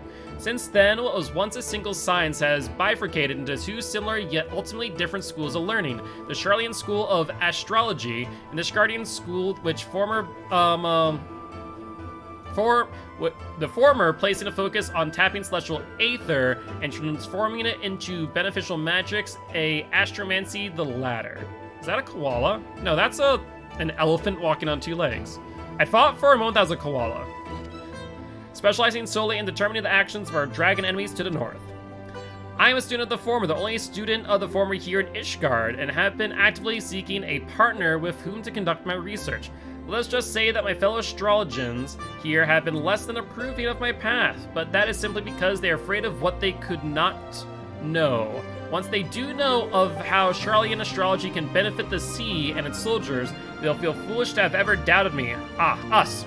You will be joining me, will you not? Walking a path that has been laid out before you instead of stubbornly denying your fate, positioning the inevitable. I see you waste not time making a decision. Like I always say, the stars are never wrong. Alas, even a lifetime of study and training cannot unlock all the secrets written in those stars. Myself, I have been made a student of the astronomic arts for more summers than I can count, and I still often misread the signs shown to me in the skies. Though my readings are far more accurate now than they were when I attended the Athenium in Charlian. Not the Charlian, mind you, the colony that once thrived in the Dravanian hitherlands. I can recall my time there like it was but yesterday. The first 6 moons, I was not even allowed to touch the deck of 60, let alone conduct a reading with the major arcana. Most of my time was spent in the scriptatorium transcribing old tomes on astrological fundamentals such as the 6 elemental houses, divine duplicity, classic triplicity, house modality and polarity, dignity versus detriment. I abhorred the task and would tirelessly pester my instructors as to when I might actually be granted the opportunity to weave a spell or perform a reading. It wasn't until the end of the 6th moon that I realized all the transcribing had prepared me with the essentials I would need to do those very things. Positions of the celestial bodies within the 6 elemental houses and their relation to the major and minor arcana of the deck of 60. Therein lie the secrets to tapping the etherical power locked in the heavens. Just from reading this, no frickin' wonder why the astrologian is such a difficult job, from what I hear. Criminy. And soon you will too become privy to these secrets. But not this day, no, I would not have you transcribe musty old tomes. Like I was once forced to do, know the task I have for you is much more interesting. Yeah, with Endwalker, it got a quality of life update, right? You see, I'm expecting the arrival of a very important guest. My old mentor from the stadium has agreed to make the journey from Old World to Ishgard and speak to the Holy See regarding the implementation of Charlian astrology techniques in the city's state defense. Alas, the professor and his party are now fully 7 days late in arriving, and I've begun to worry for their safety. I should be much obliged, therefore, if you would inquire of the other astrologers here at the Athenaeum if they have heard aught. Even before Endwalker, they trim it down from all the cards having different effects to all the cards just buffing damage. Gotcha. Hi. Why, I would Lord Jane Quinard think I had information on the whereabouts of a handful of unbelievers from across the blood-brine sea. I'm an astrologian, not a fortune teller. I cannot simply look at the stars and describe the location of the Viscount's guests, unless his guests are dragons, that is. I suppose if anyone knew aught, it would be the observatorium. We here at the Athenaeum are but students dedicated to research. Those with any influence in our field are assigned to the astroscope. Let me guess, the good Lord John Quinard said he saw you in a vision that the stars told him you were to study Charlayan astrology with him. Am I close? You must be the 100th of his little pest that passed me this week alone. I harbor no ill will toward ignorant unbelievers and lucky enough to find themselves caught up in talk of stars and fortunes, but you may tell that sorry excuse for an astrologian for the umpteenth time that I've heard naught concerning his imaginary friends from faraway Charlayan. Just do not tell the Viscount I called him a sorry excuse for astrologian, alright? I think he probably deserves to know the truth. Because you all seem to be freaking jack-offs. John Acquard is still waiting on word of his missing Charlians instead of actually making an effort to find them, is he? Of course he is. Is any wonder that it is nearly 15 years since his return from Charlian? His skills in astronomy, astromancy has remained unchanged. Any wonder that he has never yet managed to convince a single peer of the value of the Charlian school? He's a privileged little sprat who spends more time gazing at the stars in young maiden's eyes than actually trying to read the ones above his head. All right. You tell the poor man I just returned from the observatorium, and one night at the communal feasting hall happened over here Chief Astrologian for Lemont, speaking of one of his aides regarding Charlian. He was visibly upset, and I wasn't about to risk my career over something I care little about, so I merely put my head down and ate my beet soup. But that is all I know. You did not hear it come from me.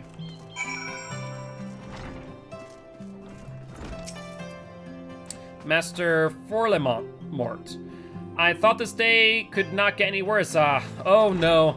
I'm not suggesting that meeting you in any way has been unfortunate. It's just, it may not be in our best interest to be seen together as of yet. There are certain people in the sea who do not approve of my studies.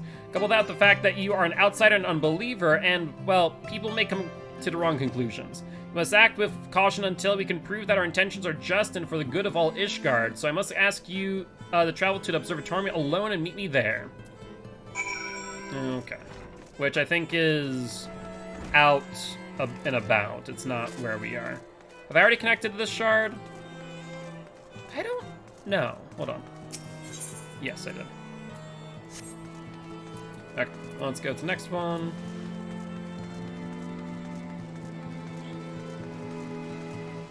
And we'll connect to this. Okay, here's what we're going to do, actually. I have an idea. Make my life easy later. Let's connect to this shard. And then we're going to go to a dark spectacle. Would this be Dark Knight? After witnessing a spectacle like that every day, life seems rather dull in comparison. So you didn't see the trial earlier. Ah, you're lost. Fury, take me. The way that heretic swung that slab of iron he caught a sword was a sight to behold. He couldn't have carried a shield if he wanted to. The blade was so big, had to keep two hands on it all times. I was amazed he managed to keep up that with the Temple Knights for as long as he did. Fought like a demon from the deepest pits of the seventh hell, but bellowing threats and working his arts. I wasn't sure what to make of it at first, but then I heard someone say that he must be a Dark Knight. But you didn't hear from me, eh? In fact, I'm sure you don't know anything about it. Ye gods, are you mad? We're still staying outside the Blade Tribunal. Fine, but keep quiet and listen well, because I've only got to say this once. So, as I was saying, the heretic was fighting like a man possessed. Even after he took several wounds, he showed no sign of pain, though there was no mistaking the blood. As the fight wore on, it began to soak through his armor, spreading to every ilm of his body, but then it began to rise and envelop him in a mist. I realized that it wasn't blood, but something dark and twisted. But the righteous are not so easily cowed. Halone be praised. I screamed myself hoarse when the Temple Knight slipped past his guard and ran him through. Good riddance, I say. Man was not meant to wield such arts. And yet I wonder, was he truly one of those? Well, it matters not. I heard the Temple Knights talking of dumping his corpse in the broom. By sunrise, it'll be stripped bare and tossed over the wall. It'll be as though he never was, and as though he never had this, as we had this conversation. Alright, I think I already know what's gonna happen. He's not dead, he's alive. Okay. So that's outside of where we are now, so we're good. I already have an idea of what we'll find. He is not dead. Was it, what's the ability called? Basically, when you die, you come back, and then you need to be healed to a certain percentage, otherwise you do die. Hallowed Ground is Paladin, Living Dead, thank you. Yeah, so he used Living Dead, I'm gonna guess.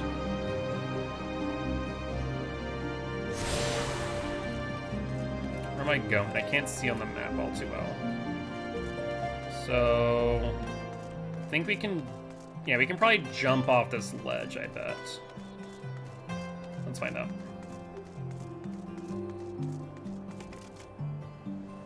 Perfect.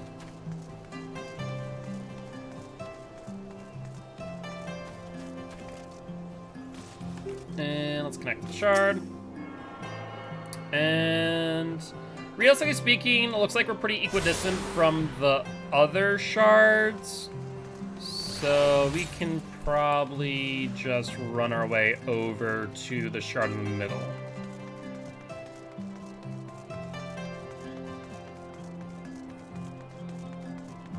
Maybe not, actually. Hold up. Oh, I did go up the bridge. In fact, the Dark Knight questline was written by Natsuko Ishiwaka, who went on to write Shadowbringers and Endwalker. Ooh, fair enough. Well, that is promising. I actually thought about picking up Dark Knight eventually. I want to, like, at least get 1 or 2 classes in every, or 1 or 2 classes under my belt to begin with. Obviously, Warrior is my first, and then I'm gonna move to Scholar after Arcanist. Then probably Summoner, which has gotten a lot of quality of life updates I've been hearing. Attune yourself to all the Aethernet shards in Ishgard. The Gates of Judgment are now accessible as an Aethernet destination. Perfect. Cool. Archiphon. Yeah, I'd like to pick up Dark Knight eventually. Because right now, my idea is to go into... So, Warrior, Summoner, Scholar, and Samurai.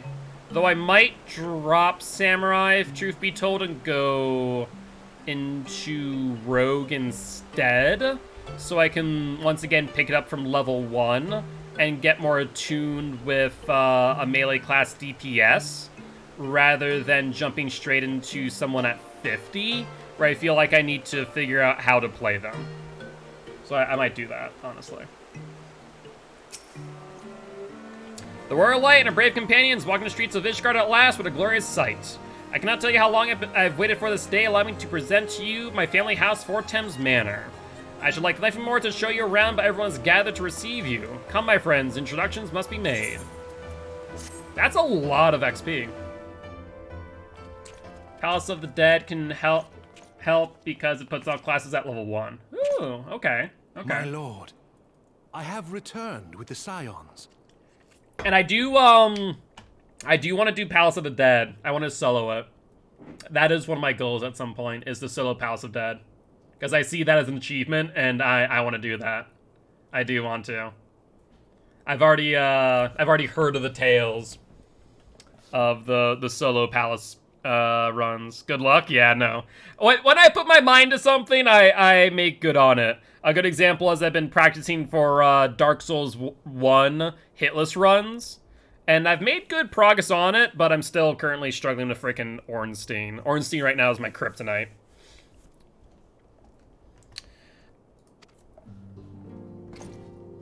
I hope your journey was not too taxing. Not at all.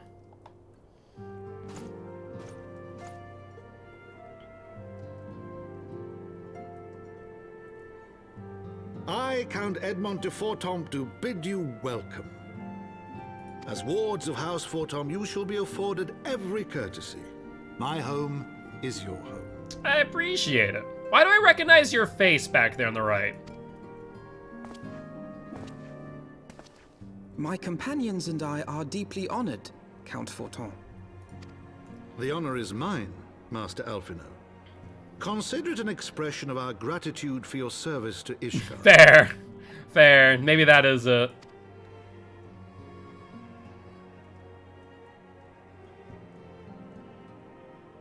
Forgive me, my lord, but are you not concerned? To accept foreign guests at such a juncture, especially ones with our reputation. Do not worry yourself on my account. 'Tis true that Ishgard's first thought has ever been the war effort, hence the closing of our borders. Yet it is in troubled times most of all that men should seek allies. Don't you think? You're not wrong. And I imagine if we are sent upon missions at your request, glory to House Forton, House Forton will claim said glory on our behalf. So I feel like there might be additional motives to this. Granted, my decision will have raised eyebrows in the vault and in the halls of the other high houses. But so long as you continue with your altruistic endeavors, I doubt my honored peers will feel moved to voice their concerns. Then there is naught to fear. Though our numbers are much reduced, we are no less determined to carry on our work. Except for Oriange. Screw Oriange. Full glad am I to hear it. But before you return to your labors, why not take a tour of the city? I may or may not have already done so. You would do well, I think, to acquaint yourselves with your new surroundings. After all, you may be here for some time. I'm like, yeah, and you know, just took my time, da-da-da.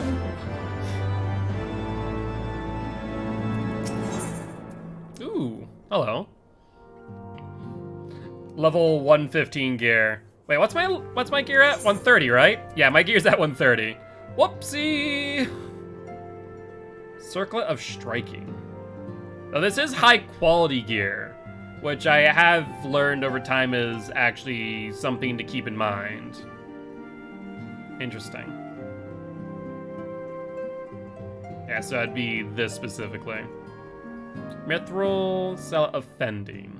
But it's 115, even if it is high quality. We should probably just take the silver pieces.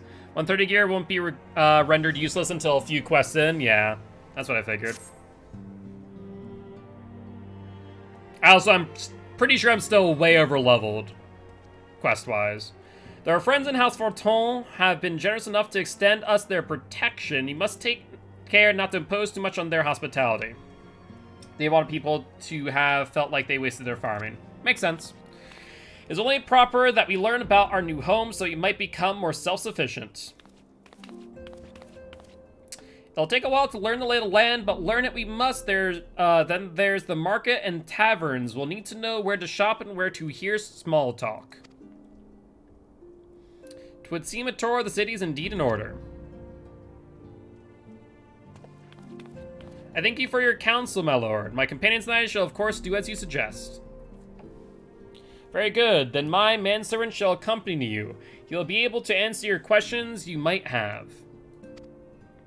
Manservant. Ah, but I grow forgetful in my dotage. There's something I must give you ere we part. The documentation is in order, I trust.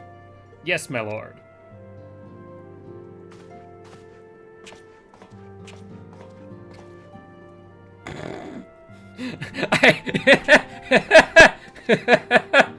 I like how he raises his hand to Tataru, but like it's over her head like this. It's like, here you go.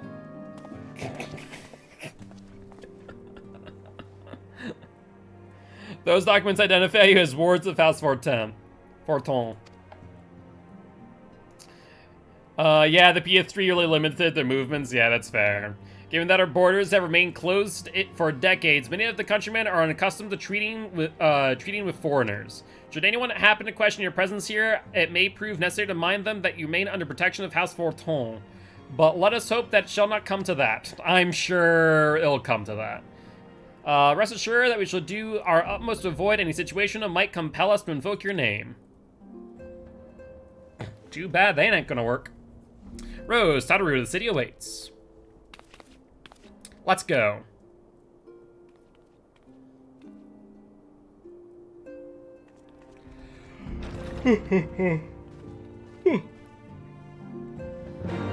Well, good news is, since I've unlocked all the Aetherite shards, we'll be able to move about pretty easily. As this is your first time in our fair city, pray permit me to show you to the Hoplon, Hoplon, from whence we may gaze upon the splendor of the Holy Vault. Though all our sights pale in comparison, 'tis only meet that you see it first. I shall then show you around the jeweled Coursier, where you may purchase all manners of goods and services before descending to Foundation's Aetherite Plaza, if there are no questions. All right.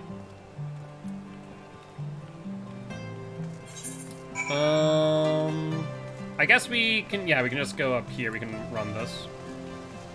No reason for me to teleport, since I think my sprint will get me there if ample time. Yep. Yeah, this city seems a lot more condensed than some others, especially Ul'dah.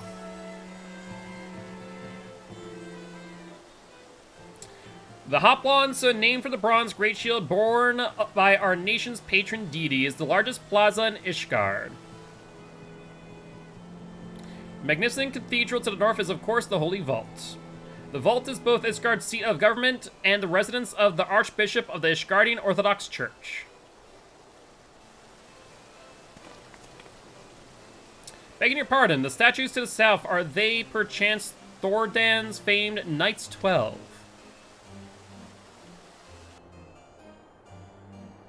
Very good, Master Alphino. They are the fathers of Ishgard, the brave knights who joined the king with King Thordan, the first, to put down Nidhogg and found this great nation.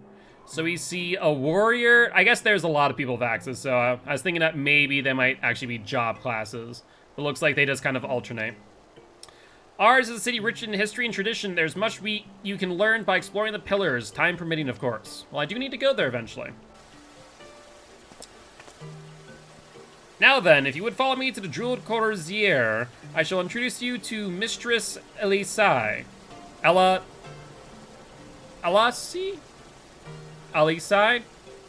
Our Master of the Market. It's not like Alphino's sister's name. Elisai? I guess it'd be Elisai. I don't know how to pronounce half these names, to be fair. Okay, so this we can actually use the Aethernet to hasten ourselves over.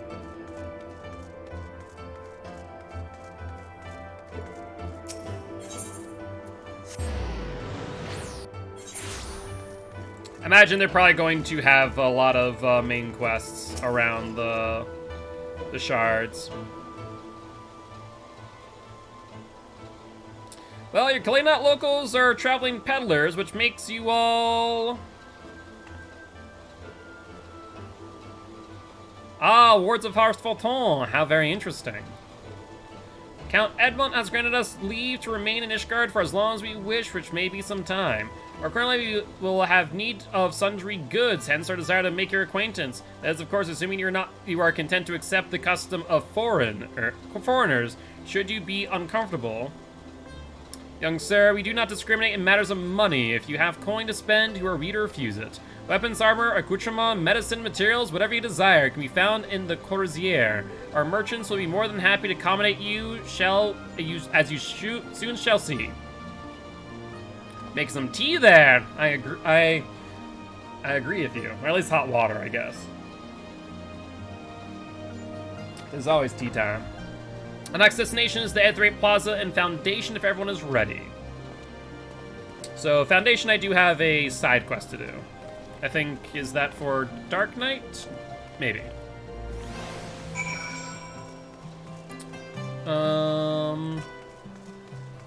I don't think I can get to Foundation via the Aethernet, so I'm just gonna run my way to the joining area, I think.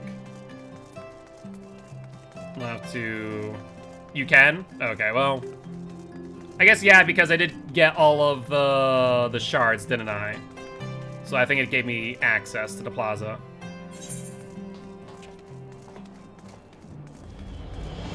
It's always fine to run around the cities, though. True.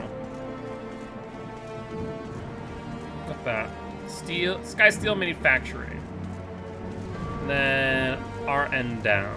Okay, so we do have access to us now because of what we've done. Gotcha. All right, so we'll, since it's already on our way to go to the, like, to get to the MSQ, we can then go to this here, which is the Temple Knight.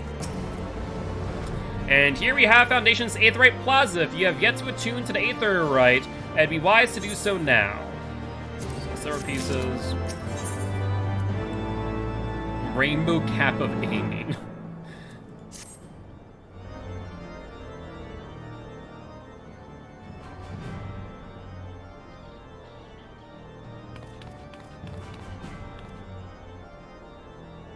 As for our next destination, map we should decide together what else can be found nearby. The Sky Steel Manufactory stands to the west. There are engineers conceive and manufacture weapons for us to use against the dragons. The holy stables where chocobos are trained for war also lie in that direction. To the north and east can be found the congregation of our Knights Most Heavenly, while to the south and east, well, 'twould be best if you avoided that area. Well, now you piqued my interest, friend. And why is that? I fear our knights may not be able to ensure your safety in the lowest levels, Master Alphino. Oh, I can go there, I'll be fine. Hold your nose when you pass the broom, little lord. A delicate flower like you is like to wilt in our fumes. Who may this be?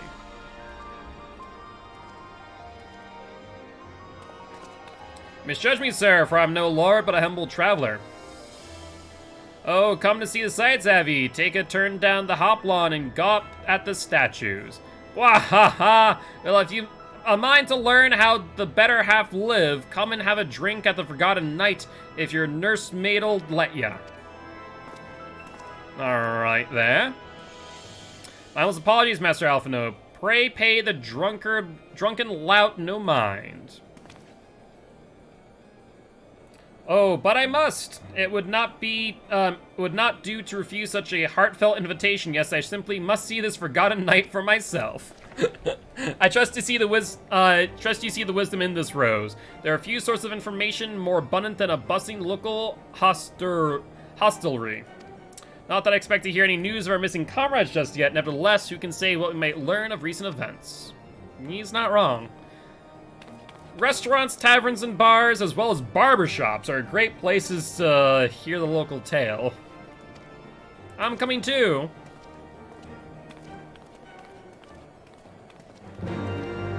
Alright. Well, before we go there, I guess we're going to go to our mission over here, which actually is on the way. So do I need to tune to this or not? I don't think I do, but I want to double check. No, cool, we're good. So let's see.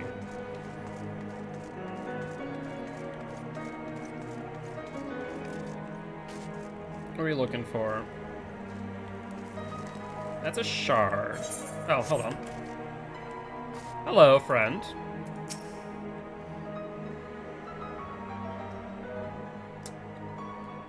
It was a reminder because people likely got used to having everything attuned and would leave the city and go, oh crap, yeah, that's fair. That's more than far enough for charity. They'll take care of the rest. This is the Dark Knight, friend. And mayhap sooner rather than later, come on. That's our Dark Knight friend. I had that bad habit when doing a new character, so I know it well, fair.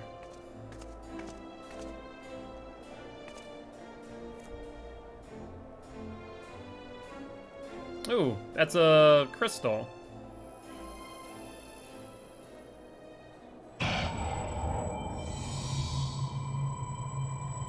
Is this it? Is this all that awaits? No, no more. Enough. Open your eyes. Look, do you see now? Do you see? Rose. Rose!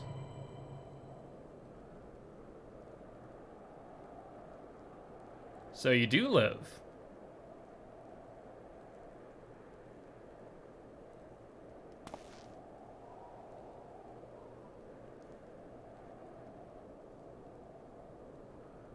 I've been waiting for you to open your eyes. You alright? You're moaning in your sleep and sweating buckets besides. Name's Frey, by the way. No, I'm not a heretic. Try convincing Temple Knight drunk on authority of that, eh? Shame the pompous arse got the better of me. How about you? You touched it, yes? That couldn't have felt good. A voice, eh? And a rather distressed one besides. Please, someone, anyone! Not so fast. We need to talk about what's happening to you, what's growing within you, before you get carried away. There's a darkness within us all, nothing dangerous, mind. In fact, it's quite healthy, but the crystal changes you, gives you the power to channel it. Do it without proper training, however, and well, it might hurt. So go ahead, ask me to teach you. Ask me to instruct you in the ways of the Dark Knights, and I will.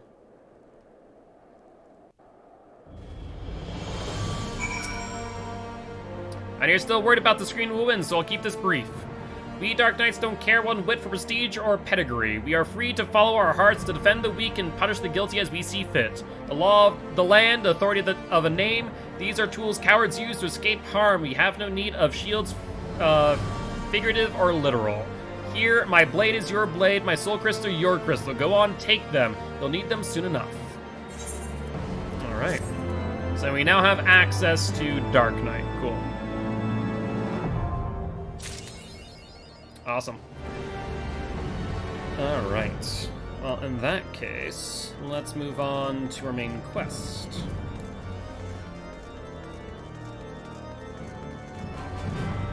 Yeah, I'll definitely want to pick up Dark Knight at some point. I think at some point I'm just going to want to get everyone, like, feel confident on everyone, but maybe pick one that I'm going to stick with.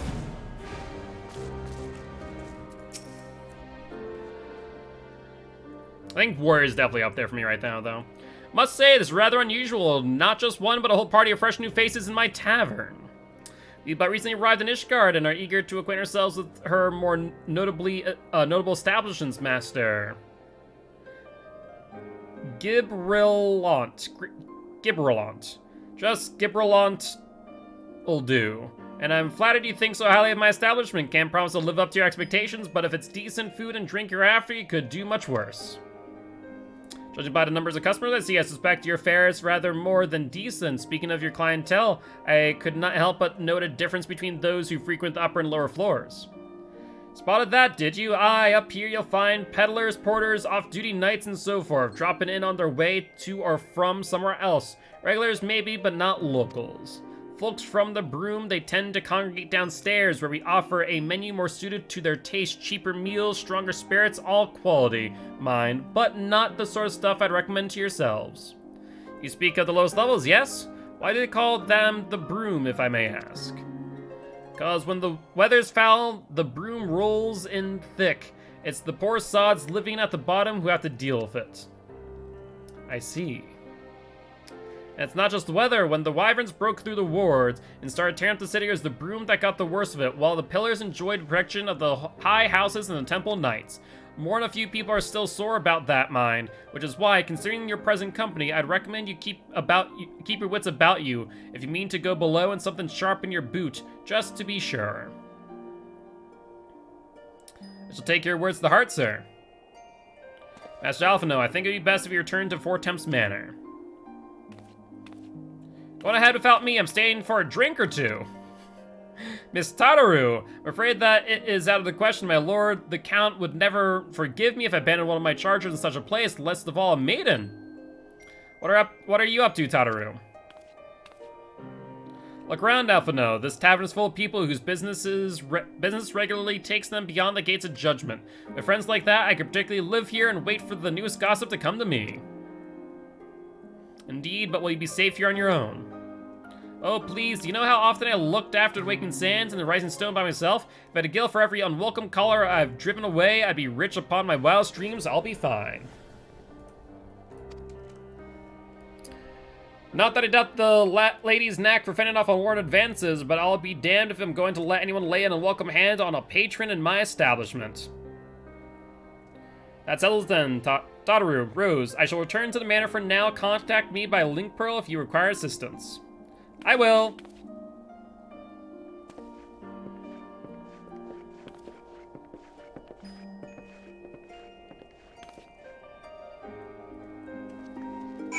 All right. So we're going now. Okay, going back to Four Thames Manor, I say.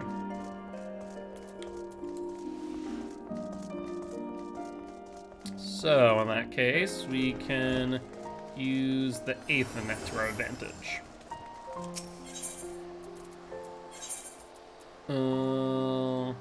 Nope, we don't want to go there, actually. Hold up. Ah! Where are we going? We're here. We want to go to the pillars. Yep, right here. It's going to take a while to get used to the lay of this area. Wait, what? Hold up. I need to go... Oh, do I need to talk to the gatekeeper? Welcome home, Mistress Hunt. Shall I show you inside the manor? Oh, so there's no more clicking on doors. I have to talk to him, I see. That would have confused me for a while.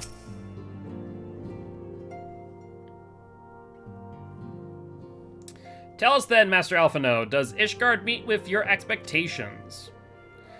That which I imagined pales in comparison to the reality. I felt the weight of 1,000 years of history of every step I took, and when those steps took me past the scars left by the wyverns and Foundation, I understood how easily the history could end in tragedy.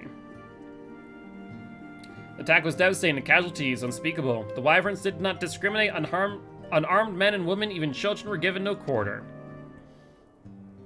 Sir Emmerich has ordered his knights to strengthen their defenses, and each house has been called to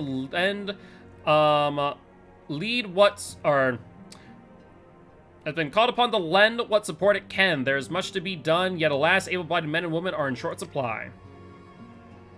Mayhap we can be of assistance, my lord. After all you have done for us, we would welcome any opportunity to repay your kindness.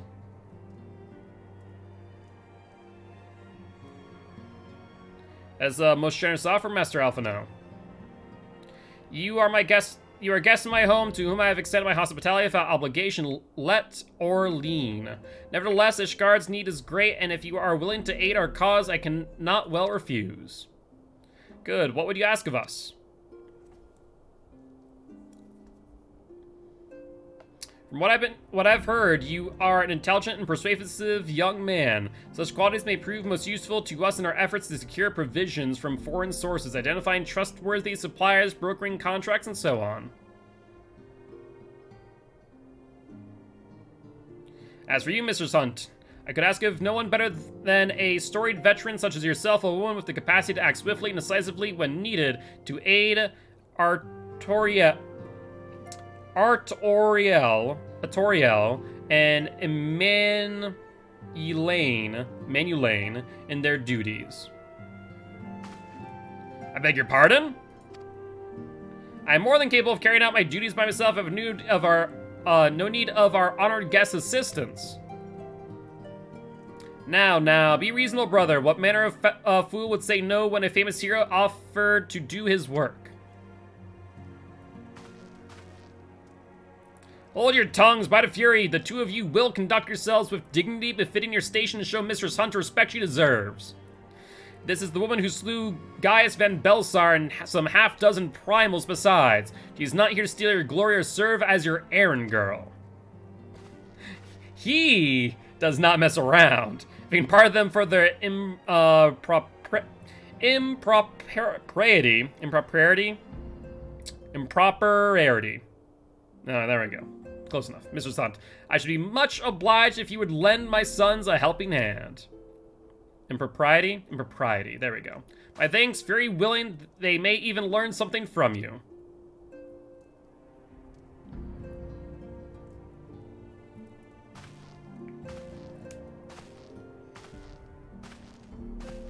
Take away the translation team's thesaurus, honestly.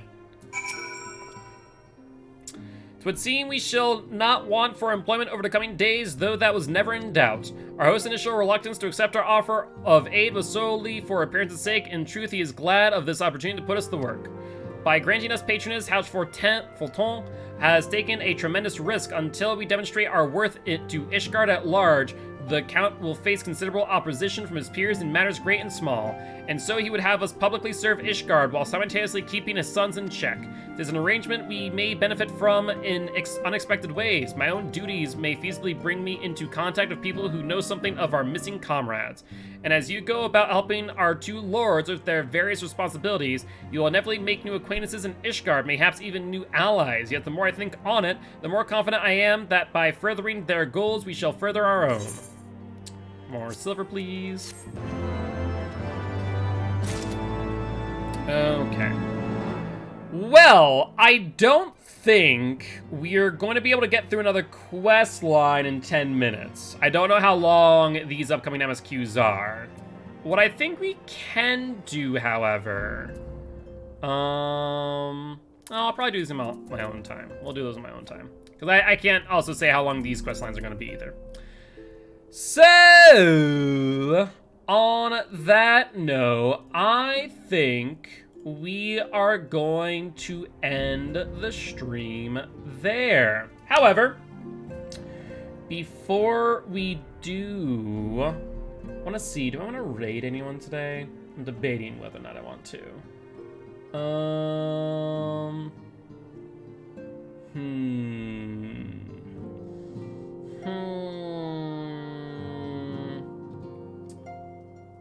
A lot of people aren't like the MSQ stuff. What I've been trying to find as of recent is like people doing the side quests.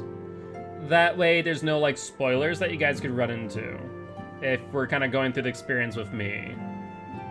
So I think for now, since I can't find anyone right away, because a lot of it's like raid and MSQ stuff, I think we're going to just end the stream here.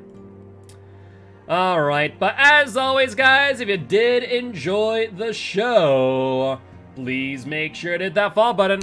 If you haven't already, though, check out our Actual Life campaign, which we did sign up for another year of, and right now our goal for this year is going to be $1,000. We'll talk more about it, but I'm going to put it up there as an idea. If we hit $1,000 this year, I will shave my beard. What do you guys think of that? I have grown this beard over the course of probably close to 5 years now. But if we get to $1,000 for Sanford Children's Hospital, I will consider shaving my beard. We got to 700 last year. And I'll be more or less, based on ad revenue, probably donating $50 myself in addition to that. So let's see where we can get. Not the beard, hair grows back. And it's a small price to pay for helping children in need. But keep that thought in mind. But if you guys haven't already, definitely make sure to check it on out. We don't have any like other things that we can do in the meanwhile, like incentives. I'll think of some. Maybe go back to like the Bean Boozle or the Hot Wings, or maybe you guys have some other ideas of stuff that I can do. Maybe, I don't know. We'll figure it out. But I will not be live here tomorrow. We actually start Season 2 of COTF tomorrow, and we'll be live at 12 p.m. CST with myself and Danicus at 12, myself and Little Grugard at 2. Little Grugard will then be live with Alfred Domo at 4, and then I'll be back again at 6 p.m. CST with Little Grugard again, so should be a full day of competitive Dead by Daylight. So definitely make sure to stop on by and say hi then. Otherwise, we'll be live here again Monday at 10 p.m. CST for some Dead by Daylight killer. On that note, I'll see you guys then. Bye-bye!